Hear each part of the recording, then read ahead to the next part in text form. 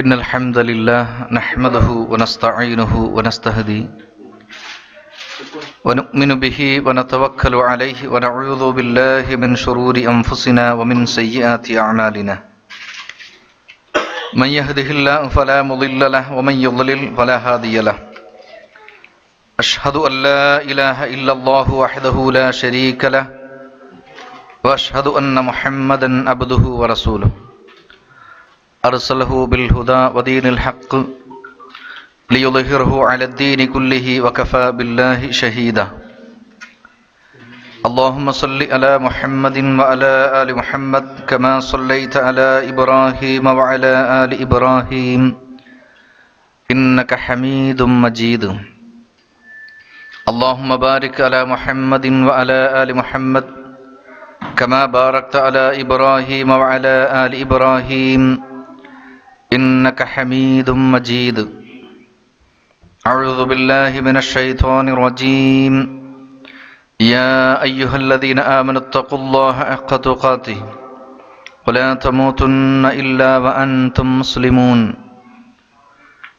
أما بعد فإن خير الكلام كلام الله وخير السنن سنن محمد صلى الله عليه وسلم وشر الأمور محدثاتها وكل محدثة بدعة وكل بدعة ضلالة بسم الله الرحمن الرحيم قل إن الخاسرين الذين خسروا أنفسهم وأهليهم يوم القيامة إلي ذلك هو الخسران المبين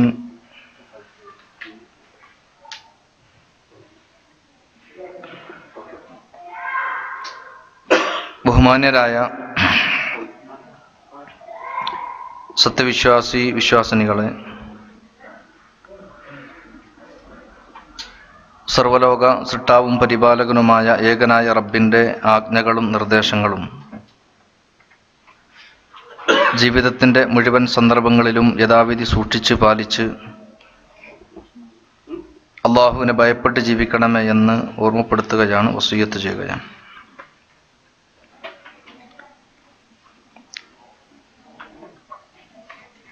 റബ്ബ് സുബ്ഹാനഹു വ തആല ഇഷ്ടപ്പെടുന്ന മാർഗത്തിലൂടെ ജീവിക്കുന്ന കാലത്തോളം മുത്തഖിയായി ജീവിക്കുവാനും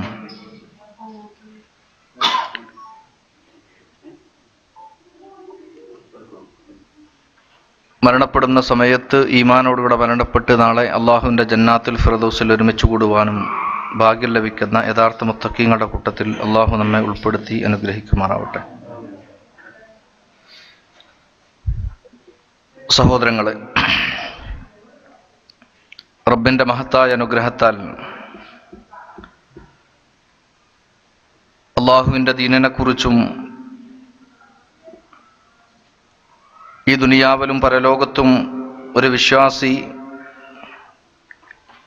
ശ്രദ്ധിക്കേണ്ടുന്ന ചില കാര്യങ്ങളെക്കുറിച്ചുമൊക്കെ ഓർമ്മപ്പെടുത്താൻ വേണ്ടി അല്പം വൈകിയ സമയമാണെങ്കിലും ഒരുമിച്ച് കൂടിയിരിക്കുകയാണ്. അൽഹംദുലില്ലാഹ് നമ്മളെല്ലാവരും. റബ്ബിൻ്റെ പ്രീതി മാത്രം കാംക്ഷിച്ചുകൊണ്ട് അള്ളാഹുവിൻ്റെ മലക്കുകളുടെ അനുഗ്രഹത്തിൻ്റെ ചിറകിൻ്റെ താഴെ അള്ളാഹുവിൻ്റെ മഗ്ഫിറത്തിന് വേണ്ടി, റഹ്മത്തിന് വേണ്ടി നമുക്ക് മുഖറബീങ്ങളായ മലക്കുകൾ പ്രാർത്ഥിച്ചുകൊണ്ടിരിക്കുന്ന ഈ മഹനീയമായ ഈ സദസ്സിൽ നമ്മുടെ നിത്യജീവിതവുമായി ബന്ധപ്പെട്ട് അനിവാര്യമായും ശ്രദ്ധിക്കേണ്ടുന്ന ചില കാര്യങ്ങളെക്കുറിച്ച് ചില ഓർമ്മപ്പെടുത്തലുകൾ മാത്രമാണ് ഇൻഷാ അള്ളാഹ് എൻ്റെ ചുരുങ്ങിയ സംസാരത്തിനിടക്ക് ഞാൻ ഉദ്ദേശിക്കുന്നത്. കൃത്യമായി കാര്യങ്ങൾ വിശദീകരിക്കുവാനും അതിനേക്കാൾ ഉപരി കാര്യങ്ങൾ മനസ്സിലാക്കി ജീവിതത്തിൽ പകർത്തുവാനുമുള്ള തൗഫീക്ക് നമുക്കെല്ലാവർക്കും അള്ളാഹു നൽകി അനുഗ്രഹിക്കുമാറാവട്ടെ. ആദർശ കുടുംബം എന്നുള്ളതാണ് ഇന്ന് ചർച്ചയ്ക്ക് വേണ്ടി നമ്മൾ തിരഞ്ഞെടുത്തിരിക്കുന്ന വിഷയം. നമുക്കറിയാം, പ്രത്യേകിച്ച് പ്രവാസികളായ നമ്മെ സംബന്ധിച്ചിടത്തോളം നാട്ടിൽ ഒരുപാട് കുടുംബങ്ങളും ഏറ്റവും വേണ്ടപ്പെട്ട ആളുകളും അതിനേക്കാൾ ഉപരി നാം സമ്പാദിച്ച സമ്പാദ്യങ്ങളും കൂട്ടുകാരും നാട്ടുകാരുമൊക്കെ ശേഷിക്കെ ഇതുപോലെയുള്ള സൗദി അറേബ്യയെ പോലെയുള്ള ഗൾഫ് നാടുകളിലേക്ക് പ്രവാസം ആരംഭിക്കുവാനുള്ള കാരണം നമ്മുടെ കുടുംബത്തെക്കുറിച്ചുള്ള കൃത്യമായിരിക്കുന്ന ചില കാര്യങ്ങൾക്ക് വേണ്ടി ലക്ഷ്യങ്ങൾ നേടിയെടുക്കാൻ വേണ്ടിയിട്ടാണ്. ഒരുപക്ഷെ ഭയപ്പെടുത്തുന്ന കടങ്ങളായിരിക്കാം നമ്മെ പ്രവാസിയാക്കിയത്. അതല്ലെങ്കിൽ നേരിടാനിരിക്കുന്ന പ്രയാസങ്ങളെക്കുറിച്ചുള്ള ഭയപ്പെടുത്തലുകളാകാം. വളർന്നു വരുന്ന കുട്ടികളുടെ കല്യാണം, വിദ്യാഭ്യാസം, അതുപോലെ തുടങ്ങിയിരിക്കുന്ന ഒരുപാട് ലക്ഷ്യങ്ങൾ. ഏതൊരു മനുഷ്യനും കൊതിക്കുന്ന സുന്ദരമായ ഒരു ചെറിയൊരു വീട്, ഇങ്ങനെയുള്ള ഒട്ടനേകം ലക്ഷ്യങ്ങളാണ് എന്നെയും നിങ്ങളെയും ഒക്കെ ഈ പ്രവാസ ജീവിതത്തിലേക്ക് തള്ളിവിട്ടിരിക്കുന്നത്. ഞാൻ പറഞ്ഞു വരുന്നത്, ഏതൊരു മനുഷ്യനെ സംബന്ധിച്ചിടത്തോളവും അങ്ങേയറ്റം പ്രാധാന്യമർഹിക്കുന്ന ഒരു വിഷയമാണ് കുടുംബം എന്നുള്ളത്. സ്വന്തം കുടുംബത്തിന് വേണ്ടി ഏത് തരത്തിലുള്ള ത്യാഗങ്ങൾ ചെയ്യുവാനും ഞാനും നിങ്ങളുമൊക്കെ തയ്യാറാകുന്നു എന്നുള്ളത് നമ്മുടെ ജീവിതത്തിലെ പല സന്ദർഭങ്ങളും നമുക്ക് കൃത്യമായി അതിന് ഒരുപാട് ഉദാഹരണങ്ങൾ പറയാൻ പറ്റും. വീട്ടിലെ ഏതെങ്കിലും ഒരാളുകൾക്ക് ചെറിയ രൂപത്തിലുള്ള ഒരു പനി, ജലദോഷം വന്നു എന്ന് കണ്ടാൽ പക്വതയും പാകതയും എത്തിയ നമ്മുടെ ഹൃദയങ്ങൾ പോലും ഒന്ന് പടഞ്ഞുകൊണ്ട് അസ്വസ്ഥരാകുകയാണ്. ഏതോ അകന്ന ബന്ധത്തിലുള്ള ഏതോ ഒരാൾ മരണപ്പെട്ടു എന്ന് കേൾക്കുമ്പോഴേക്കും നമ്മുടെ മനസ്സുകൾ പടഞ്ഞു പോവുകയാണ്.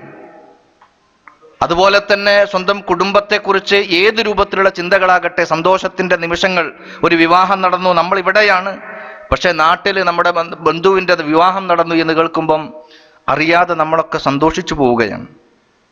ചുരുക്കത്തിൽ ഏതൊരു മനുഷ്യനെ സംബന്ധിച്ചിടത്തോളവും കുടുംബം എന്നുള്ളത് അത്രയധികം പ്രാധാന്യം അർഹിക്കുന്ന ഒന്ന് തന്നെയാണ്. അത് വിശ്വാസിയാകട്ടെ അവിശ്വാസിയാകട്ടെ, മുസ്ലിം ആകട്ടെ അല്ലാത്തവനാകട്ടെ, മതമില്ലാത്തവനാകട്ടെ മതമുള്ളവനാകട്ടെ, ആര് തന്നെയാണെങ്കിലും ശരി, ഈ കുടുംബത്തെ സംബന്ധിച്ചിടത്തോളം ഈ കുടുംബത്തിലെ ഏതെങ്കിലും ചെറിയ നഷ്ടങ്ങളാണെങ്കിൽ പോലും അവ സഹിക്കാൻ നമുക്ക് ഈ ദുനിയാവിൽ സാധിക്കുന്നില്ല എങ്കിൽ, ഈ കുടുംബത്തിന് ഏതെങ്കിലും ഒരാൾക്ക് ഏതെങ്കിലും രൂപത്തിലുള്ള അനുഗ്രഹങ്ങൾ കിട്ടുമ്പോൾ നമ്മൾ സന്തോഷിതരാകുന്നുവെങ്കിൽ, ഒരു വിശ്വാസം സംബന്ധിച്ചിടത്തോളം അവിടെ ചെറിയ ഒരു വീണ്ടും വിചാരത്തിൻ്റെ ഒരു പോയിന്റ് അവിടെ കൃത്യമായി തിളങ്ങി നിൽക്കുകയാണ്. ഈ ദുനിയാവിൽ നമുക്ക് ഏൽക്കേണ്ടി വരുന്ന ഏറ്റവും വലിയ നഷ്ടം ഒരുപക്ഷെ നമ്മളെ അടുത്ത ബന്ധുവെ, ഒരുപക്ഷെ നമ്മുടെ മാതാപിതാക്കളാകാം, അല്ലെങ്കിൽ നമ്മുടെ പിഞ്ചോമനകളാകാം, മക്കളാകാം, സഹോദരങ്ങളോ സഹോദരിമാരോ ആകാം, അതല്ലെങ്കിൽ നമ്മുടെ ഏറ്റവും അടുത്ത ബന്ധുക്കൾ, സുഹൃത്തുക്കളാകാം. ഇവരെയൊക്കെ മരണമാണ് ഏറ്റവും വലിയ നഷ്ടമായി നമുക്ക് കാണാനുള്ളത്. അതുപോലെ തന്നെ അവർ കേൾക്കുന്ന പ്രയാസങ്ങൾ, കഠിനമായിരിക്കുന്ന പ്രയാസത്തോടു കൂടി കഴിയുന്ന രോഗത്തിന്റെ ഘട്ടങ്ങൾ, ഇതൊക്കെയാണ് ഞാനും നിങ്ങളുമൊക്കെ അസ്വസ്ഥരായി തീരുന്ന വലുതായി കാണുന്ന പ്രയാസങ്ങൾ. പക്ഷേ ഒരു വിശ്വാസിയെ സംബന്ധിച്ചിടത്തോളം അവന് കൃത്യമായും അള്ളാഹുവിനെ കുറിച്ച് വിശ്വസിക്കുന്നവനാണ്, പരലോകത്തെക്കുറിച്ച് ബോധ്യമുള്ളവനാണ്, നരകത്തെക്കുറിച്ചും സ്വർഗത്തെക്കുറിച്ചും കൃത്യമായി മനസ്സിലാക്കിയവനാണ് എങ്കിൽ അവനെ സംബന്ധിച്ചിടത്തോളം ഏറ്റവും വലിയ നഷ്ടമെന്ന് പറഞ്ഞാൽ പാരത്രിക നഷ്ടം തന്നെയാണ്. ആലോചിച്ച് നോക്ക് നിങ്ങൾ, ഞാനും എൻ്റെ പിതാവും, ഞാനും എൻ്റെ ഭാര്യയും, ഞാനും എൻ്റെ കുട്ടികളും, ഞാനും എൻ്റെ സഹോദരങ്ങളും നാളെ പരലോകത്ത് അള്ളാഹു ഒരു ഭാഗത്തെ നരകത്തിലേക്കും മറുഭാഗത്തെ സ്വർഗത്തിലേക്കും വേർതിരിക്കുന്ന ഘട്ടമെത്തുമ്പോൾ ഏതെങ്കിലും ഒരു വിഭാഗം സ്വർഗത്തിലേക്കും മറ്റൊരു വിഭാഗം നരകത്തിലേക്കും പോകുന്നൊരു ഘട്ടം വരുമ്പോൾ ആലോചിച്ച് നോക്ക് നിങ്ങൾ, ഇന്ന് സാമ്പത്തികമായി ഏതെങ്കിലും രൂപത്തിൽ എൻ്റെ സഹോദരന് വല്ലതും സംഭവിച്ചുവെങ്കിൽ എനിക്കൊരു പക്ഷേ സഹായിക്കാൻ സാധിച്ചു എന്ന് വന്നേക്കാം. എൻ്റെ മാതാപിതാക്കൾക്ക് ഏറ്റവും കഠിനമായിരിക്കുന്ന രോഗങ്ങൾ, ഇന്നറിയപ്പെടുന്ന രൂപത്തിലുള്ള മാരകമായ രോഗങ്ങൾ അവരെ പിടികൂടിയാൽ ഒരുപക്ഷെ എൻ്റെ മുഴുവൻ സമ്പാദ്യങ്ങളും അവർക്ക് വേണ്ടി ഞാൻ ചെലവഴിച്ചു എന്ന് വന്നേക്കാം. എന്ന് പറഞ്ഞാൽ രക്ഷപ്പെടുത്താൻ വേണ്ടി, അവരെ പ്രയാസങ്ങളിൽ നിന്ന് കരകയറ്റാൻ വേണ്ടിയുള്ള ശ്രമങ്ങൾ നടത്തിയെന്ന് വന്നേക്കാം. ഒരുപക്ഷെ അതുകൊണ്ട് ഗുണം കിട്ടിയെന്നും വന്നേക്കാം. പക്ഷേ നാളെ പരലോകത്ത് എൻ്റെ കൺമുൻപിൽ വെച്ചുകൊണ്ട് എൻ്റെ പിതാവിനെയോ എൻ്റെ മാതാവിനെയോ ഞാൻ ഏറ്റവും അധികം അങ്ങേയറ്റം സ്നേഹിക്കുന്ന എൻ്റെ കുട്ടികളെയോ നരകത്തിലേക്ക് എടുത്തെറിയപ്പെടുന്ന ഒരു ഘട്ടം എത്തിക്കഴിഞ്ഞാൽ അവിടെ വെച്ച് എന്തെങ്കിലും ചെയ്യാൻ സാധിക്കുമോ? ഒന്നും ചെയ്യാൻ സാധ്യമല്ലല്ലോ. ഞാനും നിങ്ങളുമൊക്കെ അടിയുറച്ച് വിശ്വസിക്കുന്നവരാണ്. യൗമ ലാ യൻഫഉ മാലും വലാ ബനൂൻ ഇല്ലാ മൻ അത്തല്ലാഹ ബിഖൽബിൻ സലീം. യൗമ ലാ യൻഫഉ മാലും വലാ ബനൂൻ ഇല്ലാ മൻ അത്തല്ലാഹ ബിഖൽബിൻ സലീം. ആ യൗം എന്ന് പറഞ്ഞാൽ നാളെ പരലോകത്ത് മഹ്ശറയിൽ ഹാജരാക്കി വിചാരണയ്ക്ക് വിധേയമായി അവരെ ഓരോരുത്തരുടെയും നന്മക്ക് പകരമായി നന്മയും തിന്മക്ക് പകരമായി അള്ളാഹുവിന്റെ കൊടിയ കഠിനമായിരിക്കുന്ന ശിക്ഷയും വിധിച്ച് നരകത്തിലേക്കും സ്വർഗത്തിലേക്കും ആക്കപ്പെടുന്ന ആ ഒരു ഘട്ടം എത്തുമ്പോൾ അവിടെ പറയാൻ ഒരാൾക്കും രക്ഷപ്പെടാൻ കഴിയില്ല, ഒരാൾക്കും രക്ഷപ്പെടുത്താൻ കഴിയില്ല. യൗമ ലാ യൻഫഉ മാലും വലാ ബനൂൻ. ഒരു സമ്പത്ത് കൊണ്ട് ഒരുപക്ഷെ ഞാൻ ഈ ദുനിയാവിൽ കോടീശ്വരനാകാം, ഈ ദുനിയാവിൽ വിധിക്കപ്പെടുന്ന ഏത് ശിക്ഷാവിധിയെയും എൻ്റെ സമ്പത്ത് കൊണ്ട് എനിക്ക് മറികടക്കാൻ ഒരുപക്ഷെ സാധിച്ചു എന്ന് വന്നേക്കാം, അധികാരങ്ങൾ കൊണ്ട് എനിക്ക് അടിച്ചമർത്താൻ സാധിച്ചു എന്ന് വന്നേക്കാം. പക്ഷേ നാളെ പരലോകത്ത് അള്ളാഹുവിന്റെ മുമ്പിൽ താൻ ചെയ്ത അമലുകളെ തലനാരിഴ കീറി വിചാരണയ്ക്ക് വിധേയമാക്കി നരകത്തിലേക്ക് പ്രവേശിക്കുന്ന ആ ഒരു ഭീകരമായ ഒരു ഘട്ടം എത്തിക്കഴിഞ്ഞാൽ അവിടങ്ങളിൽ ഒന്നും ഒരു സ്വാധീനം ചെലുത്താൻ ഒരാൾക്കും സാധിക്കൂല എന്നാണ്. യൗമ ലാ യൻഫഉ മാലുൻ വലാ ബനൂൻ. മക്കൾ ഉപകാരപ്പെടൂല, സമ്പത്ത് ഉപകാരപ്പെടൂല. ഇല്ലാ മൻ അത്തല്ലാഹ ബിഖൽബിൻ സലീം. രക്ഷപ്പെട്ട സുരക്ഷിതമായ കീഴൊതുങ്ങിയ ആ ഒരു ഹൃദയവുമായി കടന്നു ചെന്നവരല്ലാതെ ഒരിക്കലും അവിടെ രക്ഷപ്പെടാൻ പറ്റൂല എന്നുള്ളതാണ്. സഹോദരങ്ങളെ, ഞാനും നിങ്ങളുമൊക്കെ വിശ്വാസിയാകാനുള്ള പ്രധാനപ്പെട്ട കാരണം ഒരുപക്ഷെ നമ്മുടെ ജന്മം കൊണ്ടായിരിക്കാം ഞാനും നിങ്ങളുമൊക്കെ മുസ്ലിം. നമ്മളറിയാതെ എൻ്റെ മാതാവും പിതാവും ഒക്കെ മുസ്ലിമായി, അവരുടെ മക്കളായി പിറന്നു ഞാൻ, അതുകൊണ്ട് ഞാനും ഈ മതത്തിൽ ഇങ്ങനെ സ്ഥായിയായി നിലനിൽക്കുന്നു. ഒരുപക്ഷെ അങ്ങനെ ചിന്തിക്കുന്ന ആളുകൾ ഒരുപാടുണ്ട്. പക്ഷെ നമ്മളെ സംബന്ധിച്ചിടത്തോളം അങ്ങനെയല്ലല്ലോ. കൃത്യമായും ആദർശം മനസ്സിലാക്കി സത്യത്തിന്റെ പാത ഇതാണ് എന്ന് കൃത്യമായി മനസ്സിലാക്കി ഈ മാർഗത്തിലൂടെ സഞ്ചരിച്ചാൽ മാത്രമേ നാളെ പരലോകത്ത് രക്ഷപ്പെടാൻ പറ്റുകയുള്ളൂ എന്ന് കൃത്യമായി മനസ്സിലാക്കുന്നവരാണ് നമ്മൾ. എന്ന് പറഞ്ഞാൽ നാളെ സ്വർഗം നേടണം, നരകം സ്പർശിക്കാതെ നാളെ പരലോകത്ത് എനിക്ക് സ്വർഗത്തിൽ എത്തിച്ചേരാൻ സാധിക്കണം എന്ന് ചിന്തിക്കുന്ന ആളുകളാണ്. ആലോചിച്ച് നോക്ക് നിങ്ങൾ. നമ്മെ സംബന്ധിച്ചിടത്തോളം നമ്മൾ ഇവിടെ ഒരുപാട് പ്രയാസങ്ങളുണ്ട്. നമ്മൾ ആഗ്രഹിക്കുന്നത് പോലെ ഈ ദുനിയാവിൽ ഒരാളും ആഗ്രഹിച്ചതുപോലെ ഒരാൾക്കും തന്റെ ഒരു കുടുംബത്തെ പടുത്തുയർത്താൻ സാധിച്ചിട്ടില്ല, കഴിയില്ല. ഈ ദുനിയാവിൽ അതിന് കഴിയില്ല. എത്ര തന്നെ ശ്രമിച്ചാലും ശരി. ഒരുപക്ഷെ എൻ്റെ കുടുംബത്തെക്കുറിച്ച് വാചാലമായിട്ട് നിങ്ങളോട് പറയാം, എനിക്കൊത്ത പെണ്ണാണ് എനിക്ക് കിട്ടിയത്, എൻ്റെ മക്കൾ ഞാൻ ആഗ്രഹിക്കുന്നത് പോലെയാണ് വളർന്നുകൊണ്ടിരിക്കുന്നത്, എൻ്റെ മാതാപിതാക്കളും അതുപോലെ തന്നെ സഹോദരങ്ങളുമൊക്കെ സന്തോഷം മാത്രമേ എനിക്ക് തരുന്നുള്ളൂ, എവിടെയും എനിക്കൊരു പ്രയാസവുമില്ല എന്ന് ഒരുപക്ഷെ നമുക്ക് പറഞ്ഞു ഫലിപ്പിക്കാൻ ശ്രമിച്ചു എന്ന് വന്നേക്കാം. പക്ഷെ യാഥാർത്ഥ്യം അതല്ലല്ലോ. സ്വന്തം ജീവിതത്തിലേക്ക് ഞാനും നിങ്ങളുമൊക്കെ തിരിഞ്ഞു നോക്കിയാൽ അനിഷ്ടകരമായിരിക്കുന്ന ഒരുപാട് പ്രയാസങ്ങൾ നമ്മുടെ കുടുംബത്തിലുണ്ട്. പല ഘട്ടങ്ങളിലും ഭർത്താവിനെ ഉൾക്കൊള്ളാൻ കഴിയാത്ത ഭാര്യ ഉൾക്കൊള്ളാൻ കഴിയാത്ത പല ഘട്ടങ്ങളും ജീവിതത്തിൽ ഉണ്ടാകുന്നുണ്ട്. അതുപോലെ തന്നെ മക്കളുടെ ഗതിയും മറ്റൊന്നല്ല, മാതാപിതാക്കളുടെ അവസ്ഥയും മറ്റൊന്നല്ല. ഈ രൂപത്തിലൊക്കെയുണ്ട്. ആലോചിച്ച് നോക്ക് നിങ്ങൾ. ഏറ്റവും സുന്ദരമായ ഒരു സ്വപ്നം കാണാൻ വേണ്ടി നിങ്ങൾ തിരിഞ്ഞു നോക്കൂ. ഞാൻ ഇഷ്ടപ്പെടുന്ന, അത് ആകാര വടിവിലാണെങ്കിലും ശരി, സൗന്ദര്യത്തിലാണെങ്കിലും ശരി, സ്വഭാവ മഹിമയിലാണെങ്കിലും ശരി, എല്ലാം കൊണ്ടും ഞാൻ ആഗ്രഹിച്ചിരിക്കുന്ന ഒരു സ്ത്രീയെ, ഞാൻ ആഗ്രഹിച്ചിരിക്കുന്ന ഒരു പുരുഷനെ എൻ്റെ ഭാര്യയോ ഭർത്താവോ ആയിട്ട് എനിക്ക് ലഭിക്കുകയാണെങ്കിൽ, ഞങ്ങളുടെ മക്കളാകട്ടെ ഒരാൾക്കും തന്നെ കണ്ണുനീർ നനക്കാനുള്ള ഏതെങ്കിലും ഒരു പ്രയാസത്തിൻ്റെതായ വാക്കുകളോ നോട്ടങ്ങളോ ഒരു ഏതെങ്കിലും രൂപത്തിലുള്ള ചലനങ്ങൾ പോലും ഇല്ലാത്ത രൂപത്തിലുള്ള സുന്ദരമായിരിക്കുന്ന മക്കള്, മാതാപിതാക്കളും ഇതുപോലെ തന്നെ. അങ്ങനെ എല്ലാവരും സമ്മേളിക്കുന്ന, ഒന്നും അധ്വാനമില്ലാതെ, ജോലി ചെയ്യേണ്ടതില്ലാതെ ആഗ്രഹിച്ചതെല്ലാം ലഭിക്കുന്ന ഒരിക്കലും ഒരാളുടെ ആക്ഷേപങ്ങളില്ലാത്ത സുന്ദരമായിരിക്കുന്ന ആ സ്വർഗത്തിൽ നമ്മളെല്ലാവരും ഒരുമിച്ച് കൂടുന്ന ആ ഒരു ഐശ്വര്യത്തെക്കുറിച്ച്, ആ ഒരു ഘട്ടത്തെക്കുറിച്ച് ഒന്ന് ആലോചിച്ച് നോക്ക് നിങ്ങൾ. അവിടെ എത്തിപ്പെടാൻ സാധിച്ചാൽ അത്തരം ആളുകൾക്കാണ് ഏറ്റവും ഹൈറായിരിക്കുന്ന ഒരു ഘട്ടം എത്തുന്നത്. പരിശുദ്ധ ഖുർആൻ പറയാണ്, ഏറ്റവും ഒരു മനുഷ്യനെ സംബന്ധിച്ചിടത്തോളം ഏറ്റവും വലിയ നഷ്ടം എന്ത് എന്ന് ചോദിച്ചാൽ, സൂറത്ത് സുമറിൽ തുടക്കത്തിൽ ഞാൻ ഓതി വച്ചിരിക്കുന്ന ആയത്തിന്റെ ആ ഒരു ശകലം, കുൽ പ്രവാചകരെ പറയുക, ഇന്നൽ ഖാസിരീനല്ലദീന ഖസിറു അൻഫുസഹും, ഇന്നൽ ഖാസിരീൻ തീർച്ചയായും നഷ്ടക്കാരായിരിക്കുന്ന ആളുകൾ എന്ന് പറഞ്ഞാൽ ഒരു വിഭാഗം ആളുകളാണ്. അല്ലദീന ഖസിറു അൻഫുസഹും, അവരെങ്ങനെയാണ്? ഒന്ന് സ്വയം തന്നെ അവർ നഷ്ടത്തിലായി പോയി. വഅഹ്ലീഹിം, അതുപോലെ തന്നെ നമ്മുടെ കുടുംബങ്ങളും നഷ്ടത്തിലായി. യൗമൽ ഖിയാമ, നാളെ പരലോകത്ത് സ്വന്തവും അതുപോലെ തന്നെ കുടുംബങ്ങളും താനും തൻ്റെ കുടുംബവും ഒക്കെ നഷ്ടത്തിലായിരിക്കുന്ന ഒരു ഘട്ടമുണ്ടെങ്കിൽ അവരാണ് ഏറ്റവും വലിയ നഷ്ടക്കാരായിരിക്കുന്ന ആളുകൾ. ദാലിക ഹുവൽ ഖുസ്റാനുൽ മുബീൻ, അതിനേക്കാളും വലിയ ഒരു നഷ്ടമില്ല, വ്യക്തമായിരിക്കുന്ന ഏറ്റവും വലിയ നഷ്ടമാണ് എന്നാണ്. അതുകൊണ്ടാണ് റബ്ബ് സുബ്ഹാനഹു വ തആല നമ്മോട് പറഞ്ഞു, യാ അയ്യുഹല്ലദീന ആമനു ഖൂ അൻഫുസകും വഅഹ്ലീകും നാറ. യാ അയ്യുഹല്ലദീന ആമനു, വിശ്വാസികളായിരിക്കുന്ന ആളുകളെ, ഖൂ അൻഫുസകും, നിങ്ങൾ നിങ്ങളുടെ കാര്യത്തിൽ അങ്ങേയറ്റം ശ്രദ്ധ പുലർത്തണം. വഅഹ്ലീകും നാറ, അത് മാത്രം പോരാ, നിങ്ങൾ മാത്രം നന്നായാൽ പോരാ, നിങ്ങളുടെ കുടുംബത്തെയും നിങ്ങൾ നരകത്തിൽ നിന്നും സൂക്ഷിക്കണം, നിങ്ങൾ കാത്തു സൂക്ഷിക്കണമെന്നാണ്. കാരണം എന്താണ്? നരകം ഭയാനകമാണ്. വഖൂദുഹന്നാസു വൽ ഹിജാറ, കല്ലുകളും അതുപോലെ തന്നെ അത് മനുഷ്യനുമൊക്കെ കത്തിക്കപ്പെടുന്ന ആ രൂപത്തിലുള്ള ആ ഒരു നരകമാണ്. ആ നരകത്തിൽ നിന്ന് തീർച്ചയായും നിങ്ങൾ നിങ്ങളുടെ കുടുംബത്തെയും നിങ്ങളുടെയും നിങ്ങൾ സൂക്ഷിച്ചു കൊള്ളണമെന്നാണ്. സഹോദരങ്ങളെ, ആലോചിച്ചൊക്കെ, നിങ്ങൾ ഈ സൂക്ഷിക്കാൻ വേണ്ടി പറഞ്ഞത്, നമ്മളെയും നമ്മുടെ കുടുംബത്തെയും ഒക്കെ സൂക്ഷിക്കാൻ വേണ്ടി പറഞ്ഞത്, നാളെ പരലോകത്ത് റബ്ബ് സുബ്ഹാനഹു വ തആല തൻ്റെ പിതാവിനെയോ മാതാവിനെയോ എടുത്ത് നരകത്തിലേക്ക് വലിച്ചെറിയാൻ പോകുന്ന ആ ഘട്ടം വരുമ്പം എൻ്റെ പിതാവാണ്, എൻ്റെ ഏറ്റവും ഇഷ്ടപ്പെട്ട ആളാണ്, അതുപോലെ തന്നെ എൻ്റെ പിഞ്ചോമനയാണ്, എനിക്ക് ഏറ്റവും ഇഷ്ടപ്പെട്ടിരിക്കുന്ന എൻ്റെ മക്കളാണ്, എൻ്റെ ഭർത്താവാണ്, എൻ്റെ ഭാര്യയാണെന്ന് പറഞ്ഞിട്ട് അതിന് പിന്തിരിപ്പിക്കാൻ വേണ്ടി ശ്രമിക്കലല്ല, രക്ഷപ്പെടുത്താൻ വേണ്ടി ശ്രമിക്കലല്ല. അങ്ങനത്തെ ഒരു ഘട്ടം വരാനില്ല, അതിനവിടെ സാധിക്കൂല. നമുക്കറിയാലോ, നാളെ പരലോകത്ത് റബ്ബ് സുബ്ഹാനഹു വ തആലയുടെ അടുക്കൽ ഓരോരുത്തരുടെയും അമലുകൾ ഹാജരാക്കുന്ന സമയത്ത് സ്വന്തം രക്ഷയ്ക്ക് വേണ്ടി തന്റെ മാതാവിനെയും പിതാവിനെയും ഒക്കെ ഫിദിയ നൽകാൻ, പകരം നൽകാൻ വേണ്ടി തയ്യാറാകുന്ന ഒരു ഘട്ടമുണ്ടാകും. ലോ യഫ്തദി മിൻ അദാബി യൗമഇദിൻ ബിബനി വസാഹിബതിഹി വഅഖി വഫസീലതിഹി അല്ലതി തുവി വമൻ ഫിൽ അർളി ജമീഅൻ സുമ്മ യുൻജി.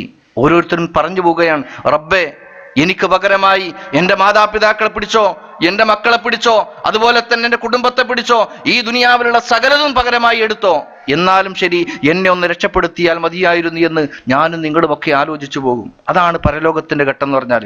നഫ്സി നഫ്സി എന്ന് ചോദിച്ചു പോകും. അതുകൊണ്ടാണ് മഹാനായ പ്രവാചകൻ സ്വല്ലല്ലാഹു അലൈഹി വസല്ലം തങ്ങൾ തനിക്ക് ഏറ്റവും സ്നേഹമുള്ള ഖിത്അത്തു ഖബ്ദി എന്ന് പറഞ്ഞിരിക്കുന്ന ഫാത്തിമ റളിയല്ലാഹു തആല അൻഹയെ ചൂണ്ടിക്കാണിച്ചുകൊണ്ട് അവരോട് പറയുന്നുണ്ട്, യാ ഫാത്തിമ ബിൻത് മുഹമ്മദ്, ഈ മുഹമ്മദിന്റെ മകളായിരിക്കുന്ന ഫാത്തിമ.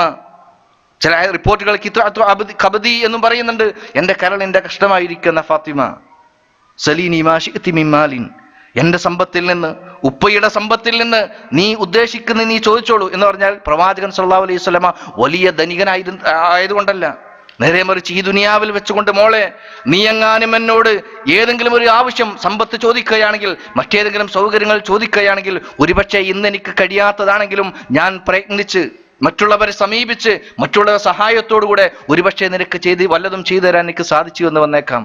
പക്ഷേ ലാ ഉഗ്നി അൻകി മിനല്ലാഹി ഷൈഅ, പരലോകത്ത് മോളെ നീ മുഹമ്മദിന്റെ പ്രവാചകന്റെ മകളാണെന്ന് പറഞ്ഞിട്ട് പരലോകത്ത് വിലപിച്ചു കഴിഞ്ഞാൽ ഒരാൾക്കും തന്നെ അൻകിദി അൻഫുസകും മിനന്നാർ, നിന്റെ ശരീരത്തെ നീ നരകത്തെ തൊട്ട് സൂക്ഷിച്ചോ, അവിടുന്ന് രക്ഷപ്പെടുത്താൻ വാപ്പാനെ കൊണ്ട് കഴിയില്ല എന്നാണ് പ്രവാചകൻ സല്ലല്ലാഹു അലൈഹി വസല്ലം തങ്ങൾ പോലും. അറിയാലോ, ഒരുപാട് ചരിത്രങ്ങൾ നമ്മുടെ മുന്നിലുണ്ട്. മഹാനായ നൂഹ് നബി അലൈഹി സ്വലാത്തു വസ്സലാം അദ്ദേഹം ഒരുപാട് കാലം പ്രബോധനം ചെയ്താണ്, നന്മക്ക് വേണ്ടി ഒരുപാട് ശബ്ദിച്ചു, ഒരുപാട് ആളുകളെ 950 വർഷക്കാലം അദ്ദേഹം പ്രബോധനം ചെയ്തു. വിരലെണ്ണാവുന്ന ആളുകളെ മാത്രമാണ് അദ്ദേഹത്തിന് ഹിദായത്തിന്റെ മാർഗത്തിലേക്ക് കിട്ടിയത്. അവസാനം പ്രളയത്തിന്റെ കൊടിതിയെത്തിയപ്പോ, അള്ളാഹുവിന്റെ കഠിനമായിരിക്കുന്ന ശിക്ഷ ഈ ദുനിയാവിലേക്ക് ഇറങ്ങിയപ്പോ അദ്ദേഹത്തിന്റെ മകനോട് പറഞ്ഞു, മോനെ, ഈ കപ്പലിലൊന്ന് കയറ്, ഇത് റബ്ബിന്റെ ശിക്ഷയാണ്, ഒരാൾക്കും രക്ഷപ്പെടുത്താൻ കഴിയില്ല, അതുകൊണ്ട് നീ ഒന്ന് കയറ്. ഈ സമയത്ത് പറഞ്ഞു, ഇല്ല വാപ്പ, ഞാൻ നീന്തി രക്ഷപ്പെട്ടോളാം, എവിടെയെങ്കിലും തുരുത്തിൽ കയറിയിട്ട് ഞാൻ രക്ഷപ്പെടാൻ ശ്രമിച്ചോളാം, ഇത് വേണ്ട, നിങ്ങളെ വണ്ടിയിൽ നമുക്ക് കയറണ്ടെന്ന് പറഞ്ഞു. പകരം എന്തുണ്ടായി? സ്വന്തം മകൻ മുങ്ങി മരിക്കുന്നത് നൂഹ് നബി അലൈഹി സ്വലാത്തു വസ്സലാം കണ്ണുകൊണ്ട് ഇങ്ങനെ കാണുകയാണ്. ആ പ്രവാചകന് പോലും സ്വന്തം മകനെ രക്ഷപ്പെടുത്താൻ ഈ ദുനിയാവിൽ വെച്ച് പോലും സാധിച്ചില്ല. അതിനും ഒട്ടും വ്യത്യസ്തമല്ലല്ലോ ഇബ്രാഹിം നബി അലൈഹി സ്വലാത്തു വസ്സലാമയുടെ കാര്യം. ഇബ്രാഹിം നബി അലൈഹി സ്വലാത്തു വസ്സലാം തന്റെ പിതാവിനെ നാളെ പരലോകത്ത് കാണുന്ന ഒരു ഘട്ടം ഹദീസ് ഗ്രന്ഥങ്ങൾ നമുക്ക് കാണാൻ കഴിയും. നാളെ പരലോകത്ത് അഥവാ മഹ്ശറിൽ വിചാരണയ്ക്ക് വിധേയമാക്കിയതിനു ശേഷം നരകത്തിലേക്ക് പ്രവേശിപ്പിക്കാൻ വേണ്ടി ഹാജരാക്കപ്പെടുന്ന തന്റെ പിതാവിനെ കാണുന്ന സമയത്ത് റബ്ബിനോട് പറയും, റബ്ബേ, നീ പറഞ്ഞതല്ല ഈ ദുനിയാവിലും പരലോകത്തും എന്നെ നീ വഷളാക്കുകയില്ല, അപമാനിക്കുകയില്ല എന്ന് എനിക്ക് വാക്ക് പറഞ്ഞതല്ല റബ്ബേ, എങ്കിൽ ഇതാ എന്റെ പിതാവ് ഈ രൂപത്തിൽ നരകത്തിൽ പ്രവേശിക്കുന്നതിനേക്കാളും വലിയ അപമാനം എനിക്ക് എന്താ ഉള്ളത്? അതുകൊണ്ട് റബ്ബേ, നിന്റെ വാഗ്ദാനം സത്യമാണ് എന്ന് പറഞ്ഞു. ഈ സമയത്ത് ഇബ്രാഹിം നബി അലൈഹി സ്വലാത്തു വസ്സലാമിനോട് പറഞ്ഞു, ഇബ്രാഹിമേ, കാര്യം ശരിയൊക്കെ തന്നെയാണ്, പക്ഷേ ഹിദായത്തിലേക്ക് പ്രവേശിക്കാത്ത കാലത്തോളം ഒരാൾക്കും തന്നെ സ്വർഗം എന്ന് പറഞ്ഞാൽ ഏതെങ്കിലും ഒരു ഓഫറിലൂടെ ഏതെങ്കിലും ഒരാളുടെ വക്കാലത്തിലൂടെ കയറി പറ്റാൻ പറ്റിയ ഒന്നല്ല എന്ന് പറയുകയും ഇബ്രാഹിം നബി അലൈഹി സ്വലാത്തു വസ്സലാമയുടെ പിതാവിനെ മറ്റൊരു രൂപം പ്രാപിച്ചുകൊണ്ട് അതിലേക്ക് വലിച്ചെറിയുകയും ചെയ്യുന്നൊരു ഘട്ടമുണ്ടായി. എന്ന് പറഞ്ഞാൽ ഇബ്രാഹിം നബി അലൈഹി സ്വലാത്തു വസ്സലാമക്ക് സ്വന്തം പിതാവിനെ രക്ഷപ്പെടുത്താൻ കഴിഞ്ഞില്ല എന്നാണ്. ലൂത്ത് നബി അലൈഹി സ്വലാത്തു വസ്സലാമക്ക് തന്റെ ഭാര്യയെ രക്ഷപ്പെടുത്താൻ കഴിഞ്ഞില്ല. അതുപോലെ തന്നെ ആസിയ റളിയല്ലാഹു തആല അൻഹക്ക് സ്വന്തം ഭർത്താവായിരിക്കുന്ന ഫിർഔനെ രക്ഷപ്പെടുത്താൻ കഴിഞ്ഞില്ല. അതുപോലെ തന്നെ മുത്ത് മുഹമ്മദ് നബി സല്ലല്ലാഹു അലൈഹി വസല്ലം തങ്ങൾക്ക് തന്റെ ജാഹിലിയ കാലത്ത് ജാഹിലിയ കാലഘട്ടത്തിൽ പ്രവാചകൻ സല്ലല്ലാഹു അലൈഹി വസല്ലമക്ക് പ്രവാചകത്വം കിട്ടുന്നതിന് മുമ്പ്, പ്രവാചകന്റെ ജാഹിലിയത്ത് എന്നല്ല കേട്ടോ, ഇനി അങ്ങനെ തെറ്റിദ്ധരിക്കണ്ട, ജാഹിലിയ കാലഘട്ടത്തിൽ പ്രവാചകൻ സല്ലല്ലാഹു അലൈഹി വസല്ലമക്ക് പ്രവാചകത്വം കിട്ടുന്നതിന് മുമ്പും സംരക്ഷണം നൽകുകയും പ്രവാചകത്വം കിട്ടിയിട്ട് ഖുറൈശികളായിരിക്കുന്ന ആളുകൾ, മക്കാ മുശ്രിക്കീങ്ങളായ ആളുകൾ കൊടിയതായ പീഡനങ്ങൾ അഴിച്ചുവിട്ട സമയത്ത് പോലും ഒരുപാട് സമ്പത്ത് കൊണ്ടും അതുപോലെ തന്നെ ശരീരം കൊണ്ടും അതുപോലെ തന്നെ മാനസികമായും ഒക്കെ ഒരുപാട് സഹായം ചെയ്തിരിക്കുന്ന സ്വന്തം പിതൃവ്യൻ അബൂ ത്വാലിബ്, അവരെ പോലും രക്ഷപ്പെടുത്താൻ കഴിയാതെ അവർ മരണപ്പെടുന്ന സമയത്ത് പറഞ്ഞു, ഖുൽ യാ അമ്മി ലാ ഇലാഹ ഇല്ലല്ലാഹ്, പിതൃവ്യ ഒന്ന് ലാ ഇലാഹ ഇല്ലല്ലാഹ് എന്ന് പറയണം, എങ്കിൽ ആ പേരും പറഞ്ഞിട്ട് റബ്ബിനോട് എനിക്ക് ഇസ്തിഗ്ഫാർ നിങ്ങൾക്ക് വേണ്ടി ചോദിക്കാമല്ലോ എന്ന് ചോദിച്ചു. പക്ഷേ പറഞ്ഞില്ല. അവസാനം അള്ളാഹു ആ രൂപത്തിൽ തന്നെ കാഫറായിക്കൊണ്ട് തന്നെ അദ്ദേഹം മരണപ്പെടുകയുണ്ടായി. പകരം എന്താ ഉണ്ടായത്? ഇത്രയും മുസ്ലിങ്ങൾക്ക് വേണ്ടി പ്രവാചകൻ സംരക്ഷണം നൽകിയിരിക്കുന്ന ഈ ആളെപ്പോലും നാളെ പരലോകത്ത് രക്ഷപ്പെടുത്താൻ ഒരാളെ കൊണ്ടും സാധിക്കൂല. ചുരുക്കത്തിൽ ഖു അൻഫുസകും വഅഹ്ലീകും നാറ എന്ന് പരിശുദ്ധ ഖുർആൻ നമ്മോട് ഓരോരുത്തരോടും യാ അയ്യുഹല്ലദീന ആമനു, സത്യവിശ്വാസികളായ ആളുകളെ എന്ന് വിളിച്ചുകൊണ്ടാ പറയുന്നത്. നിർബന്ധമായിട്ട് പറയണം, ഖു അൻഫുസകും, നിങ്ങൾ നിങ്ങളുടെ ശരീരത്തെ സൂക്ഷിക്കണം, വഅഹ്ലീകും നാറ, നരകത്തിൽ നിന്ന് നിങ്ങളുടെ കുടുംബത്തെയും രക്ഷിക്കണം എന്നാണ്. അങ്ങനെയെങ്കിൽ എവിടെയാണ് നമ്മൾ രക്ഷപ്പെടുത്തേണ്ടത്? എങ്ങനെയാണ് നമ്മൾ രക്ഷപ്പെടുത്തേണ്ടത്? അത് നമുക്ക് പരിശുദ്ധ ഖുർആൻ പരിശോധിച്ചാൽ, ഹദീസുകൾ പരതിയാൽ കൃത്യമായി കാണാൻ കഴിയും. പ്രവാചകൻ സല്ലല്ലാഹു അലൈഹി വസല്ലമ തങ്ങളും പ്രവാചകനെ പിന്തുടർന്ന സഹാബത്തും അതുപോലെ തന്നെ താബീങ്ങളും മുൻഗാമികളായ സലഫുകളും ഒക്കെയും അവരവരുടെ കുടുംബത്തെ എങ്ങനെയായിരുന്നു ചിട്ടപ്പെടുത്തിയിരുന്നത് എന്ന് പഠിക്കേണ്ടത് എന്റെയും നിങ്ങളുടെയും നിർബന്ധ ബാധ്യതയാണ്. എങ്ങനെയായിരുന്നു? അടിസ്ഥാനപരമായി തന്റെ കുടുംബത്തെ താൻ സ്വീകരിച്ചിരിക്കുന്ന ആദർശത്തിലേക്ക്, സത്യാദർശത്തിലേക്ക് കൊണ്ടുവരാൻ വേണ്ടി കഠിനമായിരിക്കുന്ന പരിശ്രമങ്ങൾ അവിടെ നടത്തുകയുണ്ടായി. നമുക്കറിയാലോ, ജീവിതത്തിന്റെ ഏറ്റവും വിലമതിക്കുന്നത് എന്ത് എന്ന് വെച്ചാൽ ഹിദായത്ത് മാത്രമാണ്. ആർക്കാണ്? ഇബ്രാഹിം നബി അലൈഹി സ്വലാത്തു വസ്സലാമിന്റെ പിതാവിന് നൽകാത്ത, ലൂത്ത് നബി അലൈഹി സ്വലാത്തു വസ്സലാമയുടെ ഭാര്യയ്ക്ക് നൽകാത്ത, അതുപോലെ തന്നെ ഫിറഔന് നൽകാത്ത, ആസിയ ബീബിയുടെ ഭർത്താവായിരിക്കുന്ന ഫിറഔന് നൽകാത്ത, പ്രവാചകൻ സല്ലല്ലാഹു അലൈഹി വസല്ലമയുടെ സംരക്ഷകനായിരിക്കുന്ന പിതൃവിന് നൽകാത്ത ആ ഹിദായത്താണ് അൽഹംദുലില്ലാഹ് റബ്ബിന്റെ ഔദാര്യം കൊണ്ട് ആഗ്രഹിക്കാതെ പരിശ്രമിക്കാതെ അൽഹംദുലില്ലാഹ് നമ്മിൽപ്പെട്ട പല ആളുകൾക്കും കിട്ടിയിരിക്കുന്നത്. ഈ ഹിദായത്തിന്റെ മാർഗത്തിൽ അടിയുറച്ചു നിൽക്കുവാനും ഈ ഹിദായത്തിന്റെ മാർഗത്തിലേക്ക് താനുമായി ബന്ധപ്പെട്ട ആളുകളെ കൊണ്ടുവരാൻ നമുക്ക് സാധിച്ചാൽ അൽഹംദുലില്ലാഹ് തീർച്ചയായും പരിശുദ്ധ ഖുർആൻ പറഞ്ഞ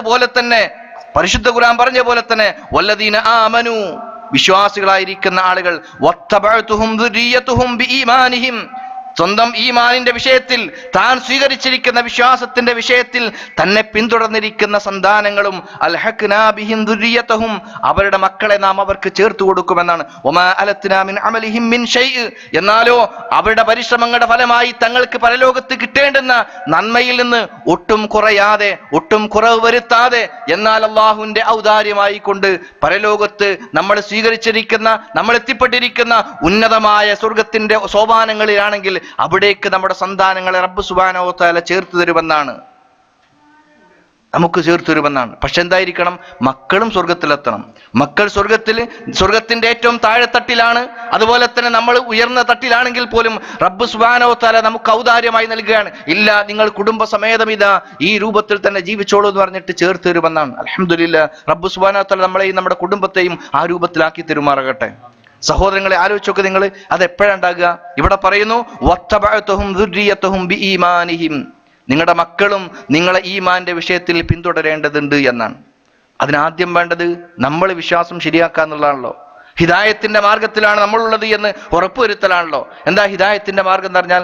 ഏകദൈവ വിശ്വാസമാകുന്ന തൗഹീദ് വിശ്വാസപരമായി സ്വീകരിക്കുകയും അമലുകളിൽ കൊണ്ടുവരികയും അതിനുശേഷം ഇഖ്ലാസോടുകൂടെ റിയാ ഇല്ലാതെ റബ്ബിന്റെ അടുക്കൽ നിന്ന് മാത്രം പ്രതിഫലം ആഗ്രഹിച്ചുകൊണ്ട് നിയത്ത് ശരിയാക്കി അമല് സ്വാലിഹാത്തുകൾ ചെയ്യുകയാണെങ്കിൽ നമ്മൾ ഹിദായത്തിന്റെ മാർഗത്തിലാണ്.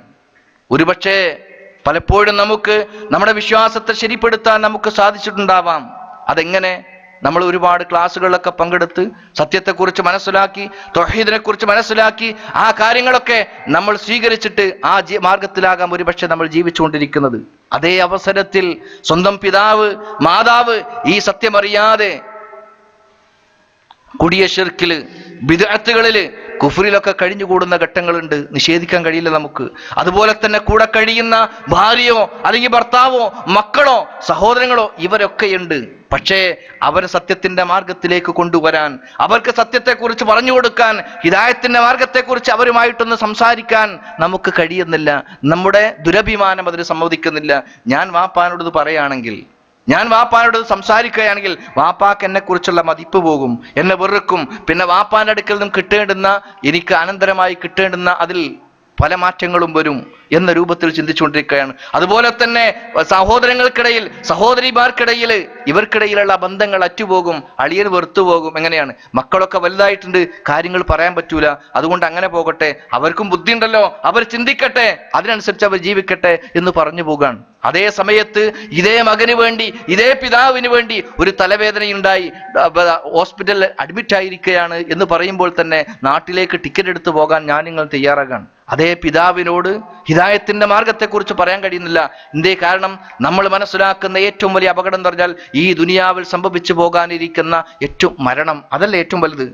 ആ മരണത്തെക്കുറിച്ചാണ്. പിതാവിന്റെ മരണം, ഇതാ ഇവിടെ ഇങ്ങനെ ശരിയായില്ലെങ്കിൽ, എന്റെ സാന്നിധ്യമില്ല എങ്കിൽ, എന്റെ നിർദ്ദേശമില്ല എങ്കിൽ തീർച്ചയായും പിതാവിന് വല്ലതും സംഭവിച്ചു പോകും, മക്കൾക്ക് വല്ലതും സംഭവിച്ചു പോകും, ഭർത്താവിന് ഞാനില്ലായിരുന്നെങ്കിൽ കുടുങ്ങിപ്പോകും എന്നൊക്കെ ചിന്തിച്ചു പോവുകയാണ് നമ്മളൊക്കെ. അതേ അവസരത്തിൽ മരണത്തിന് ശേഷമുള്ള ജീവിതത്തെക്കുറിച്ച് കേവലം നമ്മൾ ഭൗതികമായ ഒരു കേവലം ഒരു ഊഹം മാത്രമായി, ഒരു വിശ്വാസ രംഗത്ത് കേവലമായിരിക്കുന്ന ഒരു ലന്ന് മാത്രമായി നമ്മൾ സ്വീകരിച്ചിരിക്കുകയാണ്. പരലോകമുണ്ട്, സ്വർഗമുണ്ട്, നരകമുണ്ട്, വിചാരണയുണ്ട്, അവിടെ ഇങ്ങനെയൊക്കെയാണ്, ഉണ്ടോലോ ഇല്ലോലോ എന്ന രൂപത്തിലൊക്കെ ചിന്തിക്കുന്ന ഒരവസ്ഥയിലേക്ക് മാറിപ്പോയിരിക്കുകയാണ്. സഹോദരങ്ങളെ, മാറണം.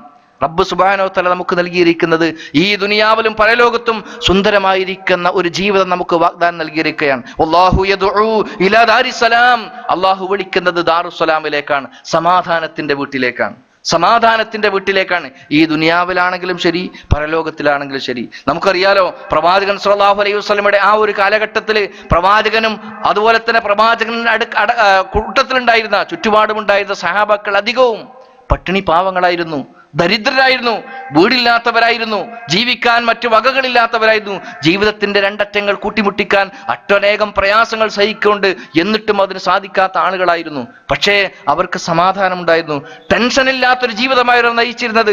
എന്ന് മാത്രമല്ല, തങ്ങൾ ഏറ്റവും അധികം സ്നേഹിക്കുന്ന പലരുടെയും മരണവാർത്ത കേൾക്കുമ്പോൾ അൽഹംദുലില്ലാ എന്ന് പറഞ്ഞു പോവുകയാണ് അവർ. അൽഹംദുലില്ലാ എന്ന് പറഞ്ഞു പോവുകയാണ്. അൻസ്വാരി സ്ത്രീയുടെ കഥ നമുക്കറിയാലോ. യുദ്ധം കഴിഞ്ഞുകൊണ്ട് പ്രവാചകനും സഹാബത്തും ഒക്കെ മദീനയിലേക്ക് മടങ്ങി വരുന്ന സമയത്ത് ഒരു സഹോദരിയുടെ, അവരെ എങ്ങനെ ആശ്വസിപ്പിക്കും എന്ന് സഹാബാക്കളോട് പ്രവാചകൻ സ്വല്ലല്ലാഹു അലൈഹി വസല്ലം അങ്ങനെ ഒന്ന് സംസാരിക്കാൻ. കാരണം എന്താണ്? ആ യുദ്ധത്തിൽ വെച്ചുകൊണ്ട് ഭർത്താവ് മരണപ്പെട്ടിട്ടുണ്ട്, മകനും മരണപ്പെട്ടിട്ടുണ്ട്. എങ്ങനെ അവരോട് കാര്യം പറഞ്ഞാൽ ബോധ്യപ്പെടുത്തുക? ഈ സമയത്താണ് ഒരു വിശ്വാസിനിയുടെ കൃത്യമായിരിക്കുന്ന തവക്കുലിന്റെയും ഈമാന്റെയും കാഠിന്യം നമുക്ക് മനസ്സിലാക്കാൻ കഴിയുന്നത്. അവസാനം പറഞ്ഞു, യുദ്ധത്തിൽ വെച്ചുകൊണ്ട് നിങ്ങളെ ഭർത്താവ് മരണപ്പെട്ടിട്ടുണ്ട്, അൽഹംദുലില്ലാ എന്നാണ്. കാരണം അൽഹംദുലില്ലാ എന്ന് പറഞ്ഞാൽ ഒരുപക്ഷെ നമ്മുടെ കൂട്ടത്തിലും അല്ലെങ്കിൽ നമ്മുടെ സമൂഹത്തിൽപ്പെട്ട പല സ്ത്രീകളും ഭർത്താക്കന്മാർ മരണപ്പെട്ടാൽ അൽഹംദുലില്ലാ എന്നൊരു പക്ഷേ പറഞ്ഞു പോകും. എപ്പോ? ഭർത്താവിനെ കൊണ്ട് അങ്ങേയറ്റം പ്രയാസമുണ്ട് എന്ന് പറഞ്ഞാൽ കുടിച്ച്, അതുപോലെ തന്നെ ഒരുപാട് ദേഹോപദ്രവം നടത്തി തനിക്കും അതുപോലെ തന്നെ കുടുംബത്തിനുമൊക്കെ ഒരുപാട് അപമാനം വരുത്തി വെച്ചിരിക്കുന്ന ഭർത്താക്കന്മാരാണെങ്കിൽ ഒരുപക്ഷെ പറഞ്ഞു പോകും. പക്ഷേ ഈ സഹോദരി, ഈ സഹാബ വനിത പറഞ്ഞിരിക്കുന്ന അൽഹംദുലില്ലാ കൊണ്ട് ഉദ്ദേശിക്കുന്ന അതല്ല. നേരെ മറിച്ച് അവരാശ്വസിച്ചത് എന്റെ ഭർത്താവ് എത്തിച്ചേരാനിരിക്കുന്നത് ഇതാ നാളെ പരലോകത്ത് സ്വർഗത്തിലാണ്, എന്നെ സ്വീകരിക്കാൻ എനിക്ക് സ്വാഗതം ാൻ എന്റെ ഭർത്താവ് നേരെ പോയിരിക്കുകയാണ് എന്ന് ചിന്തിക്കുന്നൊരവസ്ഥയാണുള്ളത്. മക്കളെക്കുറിച്ച് അങ്ങനെ തന്നെ ആലോചിച്ച് നിങ്ങൾ. നമുക്കറിയാലോ, മക്കള് SLC പാസ്സായിട്ടുണ്ട്, അല്ലെങ്കിൽ ഇങ്ങനെ ഡിഗ്രിയിൽ ഇന്നുണ്ടായിട്ടുണ്ട്, റാങ്ക് കിട്ടിയിട്ടുണ്ട് എന്നൊക്കെ കേൾക്കുമ്പം ഏതൊരു മാതാപിതാക്കൾക്കും സന്തോഷം ഉണ്ടാകും.